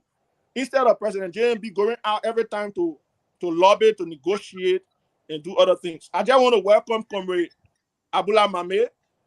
I just noticed he's on. Yeah. So these are practical suggestions the government could consider for growth. You know, it's important. It serves our interests. It protects the people's interests. Look at BA Mountain, for example. Look at BA. Liberians are not employed. They are used as daily hire. Look at the young man Watson. His whole hand got chopped off. No safety at these mines. No safety measures. Yeah, BA Mountain is very exploitative. Very exploitative. Yeah. So President Bouaka needs to put his feet down. He's the president. He's the CRC. We said we are going to change these things, and change means change. There's no compromise about that. So yes, I will provide constructive suggestions for progress. However, I will also identify the missteps and tell the government these are missteps. We have to resolve them because the lives of the people depend on us, the government of the day. We cannot, and I repeat, we cannot afford to fail them. We cannot afford to fail them. Yeah. Thank you. Students. So the issue of the student, right? You know, I'm a former student leader. I was at the University of Liberia for some years, and I understand that terrain. The students should not be out of school. It poses risks to our security. And I just want to say this publicly. When I got the information that the students were protesting, and this is some of the ways I can help the government. I called the leadership and tell them, look, gentlemen, we can engage the government and present our issues. Do you know I prevented a student protest recently? But the people allowed me to jump off the train. I could be useful in many areas. In many areas. I prevented a protest. The students were planning to block the main road in front of the executive mansion going to town. There would have been no car plowed in that lane. I prevented that. So I'm useful to the tree in many ways. But people see me as a threat. Brisbane and others think that when I come around and propose or suggest or advise the president's attention now will come to me because the ideas Brisbane provide are of the 60s and 70s. We are talking about fresh ideas. We are in 2024, where globalization has taken center stage, cutting-edge technology, data, research, right?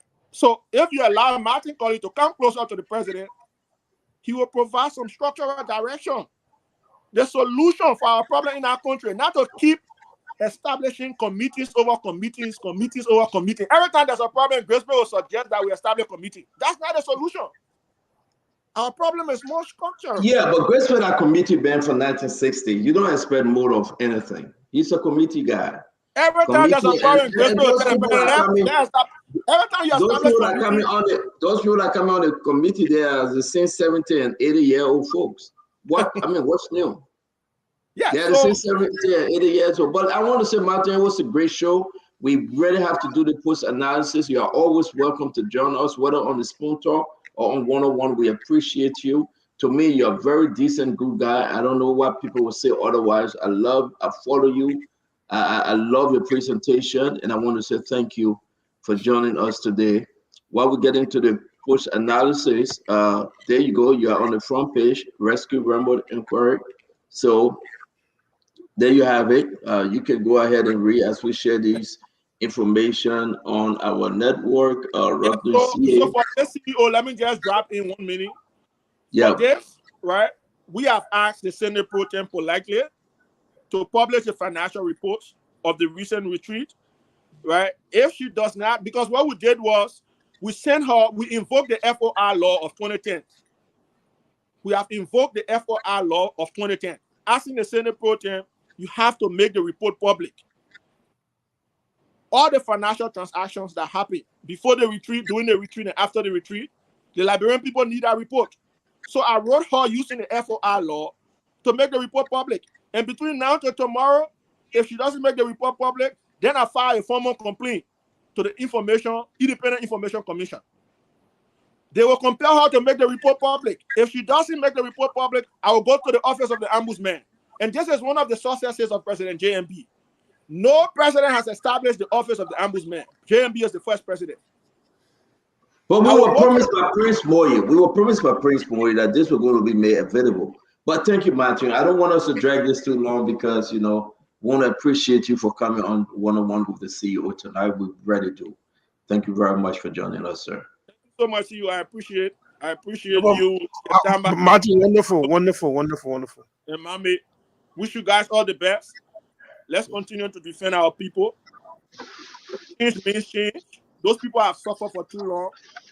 It hurts me, and I know it hurt all of you. Our people keep suffering. One government to another, nothing has changed. I just sent you the debt we accumulated under President Weah. More than 1.34 billion. JMB inherited a mess, yes, but we cannot also add the mess up. So we have to track with caution. That's what I'm saying. Yeah, so I appreciate the time. The government needs to engage the student leaders at the university. The lecturers need to be paid. In fact, I'm calling for the change of management. JMB has to change the management team at the university. They have made F. They have flunked. There is a need for a paradigm shift. That is the state-run university. So I want to say thank you. God bless our people. May God bless our country. All we want to see is change. I don't feel satisfied sitting here in another person's country I'm not in my country. I should be home very soon to also contribute. I want to go to the University of Liberia and help. That's my interest. I don't necessarily need to work in government. Why you can visit Liberia, my man? Why you can visit Liberia? Thank you, Martin. It's good to have you. We appreciate I will you. tell you why I can visit Liberia off air. Okay, all right, okay. Let's off air. I know. We'll talk about that tonight. Thank you very much, activists. We appreciate you. Bye-bye. Thank you, Rambo. Thank you, Justice. There you go. My other code name. Thank you, Justice. Thank you, Rambo. So listen, guys.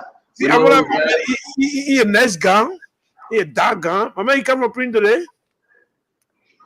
Yeah, I get on the park, trying to socialize and interact with some people, but I mean, I needed to come back and say something in the post analysis.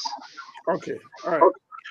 Let's go. So we are here. Ketema, take it away. I have said a lot. I will give you guys the chance to discuss what we have heard from Martin. A lot of takeaway. Wait, let it go. But you bring again? Yeah, but this guy. A lot of takeaway, Ketema. I am shocked. Seriously, though, I'm here for 3 hours, 50 minutes now. But Ketema, Martin said a lot. Seriously. He said a lot. From the legislature, from this, from that, he said a lot. But I think it was a good thing. It's a good therapy to clear his chest, to clear his mind. But look at the colors. The colors were basically saying, go back. They don't want him to leave. They don't want him to leave. The colors were clear. And there's no division among the colors. It like by coincidence, everybody's saying the same thing. So basically they're saying, we want this guy back. To be honest with you, so go back where? Ketima, go back where? Go back to the tree, my man. Why you? No, because here's my thing, though. Ketima, here's my thing. We always play the perfect key math, right? They almost say 1 + 1 = 1. 1 + 1 = 1. 5 + 5 = 0. We carry 1. They almost say carry 1 to go where? You can't carry the 1. The men have complained. The obstacle, the hyenas, they have taken over the train.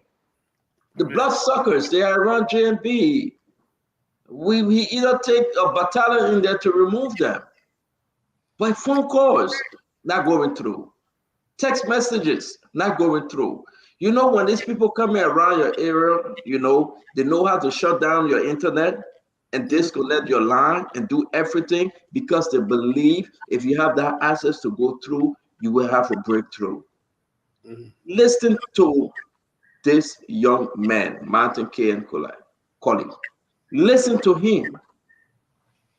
He have tried everything. The first lady will talk to the president. The family will talk to the president. Other ministers.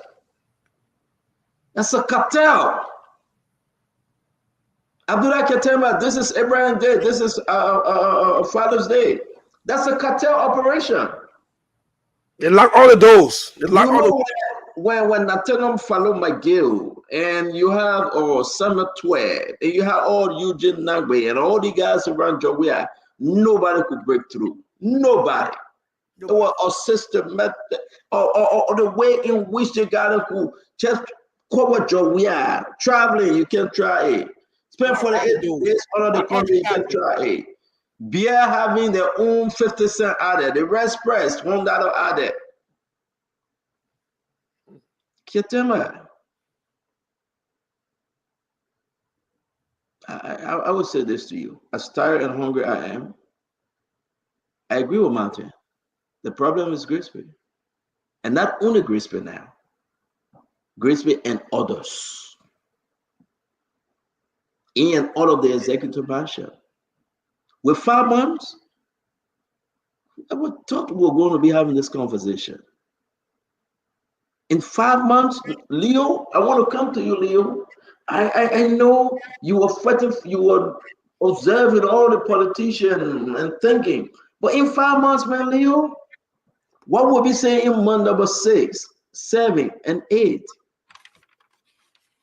You know what they're telling people now? Don't listen to people on Facebook. Don't listen to the radio. Don't listen to social media. Joey said it, Ketima. He did. Joey said the same thing. He said, don't listen to them. What did he say? He repeated it. He said, "You guys then they are in America enjoying, they don't care, but you don't listen to them." And that's the same message springing up right now. Don't listen to social media. Don't listen to the radio. The country is okay. And we talk about the Badar ball. Everything is fine today. And Saddam Hussein. It's coming, people. We have to speak because we desire to change. But Leo, talk to us, man. Ketema always bring me here to give me problem. He want me to talk. I'm not going to get into it today. Yeah, you let her ask a question. We need to ask a question. Leo, go Yeah, ahead. no, thank you. Thank you, Stanton. Thank you also, Ketama. You know, while I'm just sitting here, and that's why I kept asking Martin also about the situation about judgment calls, right? Because for you to say you are leaving the rescue train, but at the same time making all these demands, for you to tell me JMB calls you his son, and you have such intimate access to him, and he completely, you seem to not have it anymore, what you call the hyenas, have blocked it from all over. Did you really have that intimate access then? Do you really think you were in that close? Because if I had that kind of intimate access to someone who's about to become president or has just become president, Stanton, I will seal my access in a way that I don't care where hyenas come from, especially for something that I put my reputation on the line for, something that I stood in a ring for. It would take some bulldozing for some kind of hyenas to just come and block it off. So it also speaks to leadership. But I disagree with you, Leo. Go ahead. Two things here. One, you are not in Liberia, which is very important. True. Two, you either agree if you want to stay there, if you want to accept the everyday thing, then agree with the group that's taking over. But if you stay away, it's hard. But if you stay away, it's hard.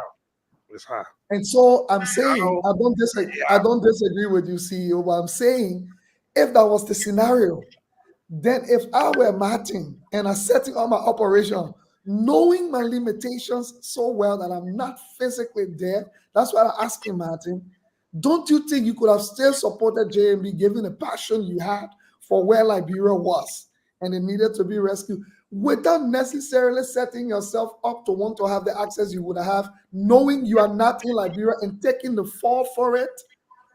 That was my question to him, because I agree with you. If you're not physically on the ground, there are limitations that you have. But then you should have set up your operation in a way to accommodate your shortcomings because you're not there. And I'm worried that he's leaving. This is my thing, Stanton. Accountability for me is what I think? I think Martin will go back. I was about to say, Ketema. I think Martin left as a recovery, but he have not left the side of JMB. Yeah, I think because he was struggling with jumping shit. Yeah, when I was asking him, I think he will. You go back. Let me tell you something. I just disappointed. I'm trying to push him and then stand on trying to. But look, I just felt that you should reach out to him. To be honest with you, look, anybody sacrifice for you. You know, I'm from a very right tradition belief. Gratefulness is very important. Anybody sacrifice for you for 1 minute. You can bevel them, you stop. Don't go too far, stop. Leave room. They need to reach out to you. Let's be honest. And that's a bad thing. Managing relationship is one of the problems. Ketema, and I can do we can interrupt each other in this process. Yeah, but you know, let me say this to you. I think you guys are not understanding. Right? Mm-hmm. And I would say this, I 100% support Joseph Walker, right? I remain a Joseph Walker fan, but I will still speak truth to power. The thing about the train, that's why I said, but where's the train? Which color is it? All right? Martin is not a unity partisan individual. I don't think he's so. It's about the love of Joseph Walker and with the leadership skill that we saw in him. I belong to no political party. But my thing is that you should understand. I believe the president. I think you say you're a Simon Freeman party one time. Simon Freeman. Who is Simon Freeman? But I think folks need to understand, right? I think everybody, all the young men and women that are frustrated, right? In the cool of the evening, when those hyenas not around, the good people that are around the president should place a call and allow the president to talk to those folks, Leo. Exactly. You used to talk to them. Exactly. When you were a Kennedy. Yeah. Reach out to them. Exactly. Just 1 minute. Hear them out. Accept the text messages. Encourage them that all is not lost. But how you expect Martin to go out there and fight when you're not taking his phone calls? Exactly. You were just taking his calls, though. When things were bad, you were just talking to him. You needed no one to come between you and Martin. You could text him. He would text you back. How hard is it to reach out to Oh, it is just to pick up this phone and just say, you know what? Today, I will call Leo, I will call Martin. I will just text them and say, how you doing? How's the family? The only person, despite her wickedness, despite everything people may say about her, Madame Salif used to do that. Exactly. People have testimony on Madame Salif. I mean, why would you think that it is so important that he's a child? He must be the one to back you. But when you wanted to be president, you were calling him. Yeah, but listen, guys, I know you're coming on this one. Tell President Bouakai do that. Tell it is done. Right? I think a lot of people would jump off this train. He needs to do it, man. But people have said to me, I've gone to the mansion, they black me. I went to the president's house, they black me. People say, I have tried to text, the number not working. I know he's busy. 5.2, 5.4 million people on his head. But don't forget those individuals that were there. Don't send Grisby to talk to them. We don't know Grisby. He wasn't there at all. That's your friend. You can keep him. But we don't know him. We don't want to deal with him.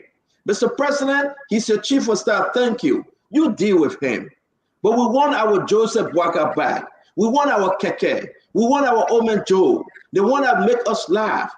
We don't want to deal with Grisby, a 75-year-old man that wasn't on the train, that don't know the color of the train, that never walk in the poo-poo water. He care less whether rest point go up to $25. Don't get me started. When Grisby was in Washington, D.C. celebrating and enjoying, people in the poo-poo water bringing Bouakai to power. Don't give us Grisby to talk to. Send Grisby abroad. Let him go work deals and bring money in. I mean, the president needs to sit down and reach out. Even if you choose not to run for a power again, your children calling you. Don't despise your children because of friendship. Don't turn your back on your children because of high school relationship. Don't turn your back on your children because you know him in the same group of society or so. No. The children, the people that brought you to power, the young men and women that said Uncle Joe would take us to the promised land. Uncle Joe need to reach out to them. You give some of them job. Everybody cannot have job. But your words of encouragement, your words of hope, your words that yes, there's a new day coming. We will get there. What's your problem, Martin? I said recovery is not correct. You trying to get on me, you can't get on me. We will get there. Uncle Joe need to be Uncle Joe before being president. Uncle Joe need to step up and call everybody that preached the gospel of redemption, that brought him to power. We're going to go to 6 years in the next 6 months in the next couple of weeks. It will be the same thing. Do you know that Uncle Joe not saying all these things? Respect's growing up that, but I got to can't say something. People playing nyanya around him. Do you think Uncle Joe know how much the price of fuel is? Do you think Uncle Joe know who in and who out? Some people get job, he doesn't know. Some people that was there with him, family member that sacrificed. Uncle Joe got to be Uncle Joe. Uncle Joe got to reach out to his children. The children may see him. The children want to talk to him. The children want to hear him. They want a words of encouragement. They want the hope. Are you giving it to them? Or are you turning your back on them? You can't turn your back on them, Uncle Joe. You got to talk to your children. Talk to Martin. Talk to other folks. Not every one of them begging for job. You bring 75-year-old man that can't walk. You bring 80-year-old man that my high school friend. You bring 90-year-old man that in wheelchair. Some of them stay here in nursing home, you get a job. For what? Must you do this? But guys, y'all have a wonderful show, man. Listen, somebody say Uncle Joe black me. No. 3 days ago, Uncle Joe and myself were texting. He ain't black me. If he black me, I will tell you. Uncle Joe ain't black me. If he black me, I will tell you. Okay? Yeah. But I just said this to everybody. There will be no way we can have a better government, a better institution, if Uncle Joe just turn around and listen to your children. They may be hard-headed, they may be stubborn, they may argue with you, but listen to them. Hear the cry, hear the argument, and let's help think Liberia, love Liberia, and together with Uncle Joe, Martin Colley, and every one of them, we can build a beautiful country called Liberia. Folks, have a good night. I'm done. Happy Father's Day to all. Happy Abraham Day to all. Till we meet again tomorrow on Spoon Talk. Be blessed and be safe. Thank you, Abdullah Ketama.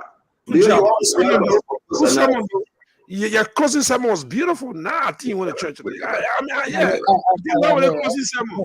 You did very well. Now I'm relating that the pastor have a possession on you. Daddy pastor there? No, don't put me in the pastor. I dare you. I'm not daddy. So you had a nice sermon, nice job. Thank you guys. Have a good night. Thank you, Leo. Bye-bye.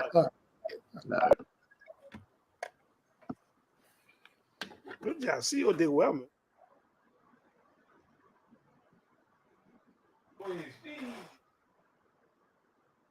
Well, folks, we want to say thanks again tonight for being here with us on the program on this edition of One-on-One with the CEO.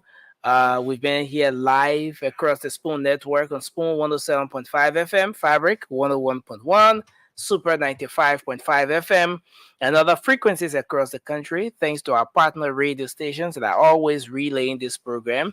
And of course, our folks online on Spoon TV on Facebook, Fabric TV on Facebook, Super TV on Facebook. Many thanks to the folks on YouTube as well that are always here making sure that you follow the show. One-on-One will be back on the radio on next Sunday. You can make up time to join us, and your favorite Spoon Talk will be back on the radio tomorrow, beginning 8 p.m. Liberian time. And of course, you can make up time to be here as well. So many thanks to all of you. So many of you making your contributions in the comment section. I see Steve Bunge, Kanti Roberts, Fire Stevens, Clara, I see Mo Jenin. I mean, just all of you always making your contribution in the comment section. We appreciate you all. If you're celebrating your birthday today, happy birthday to you. Happy Father's Day to all of the wonderful men out there working tirelessly to be a great father figure to not just their kids, but many folks out there. And happy Father's Day to all of you men out there listening who have been following the show. Till we come away again, have a good night. My name is Nelson Colette, and this is how we like to bid you farewell for now. Join us tomorrow for Spoon Talk.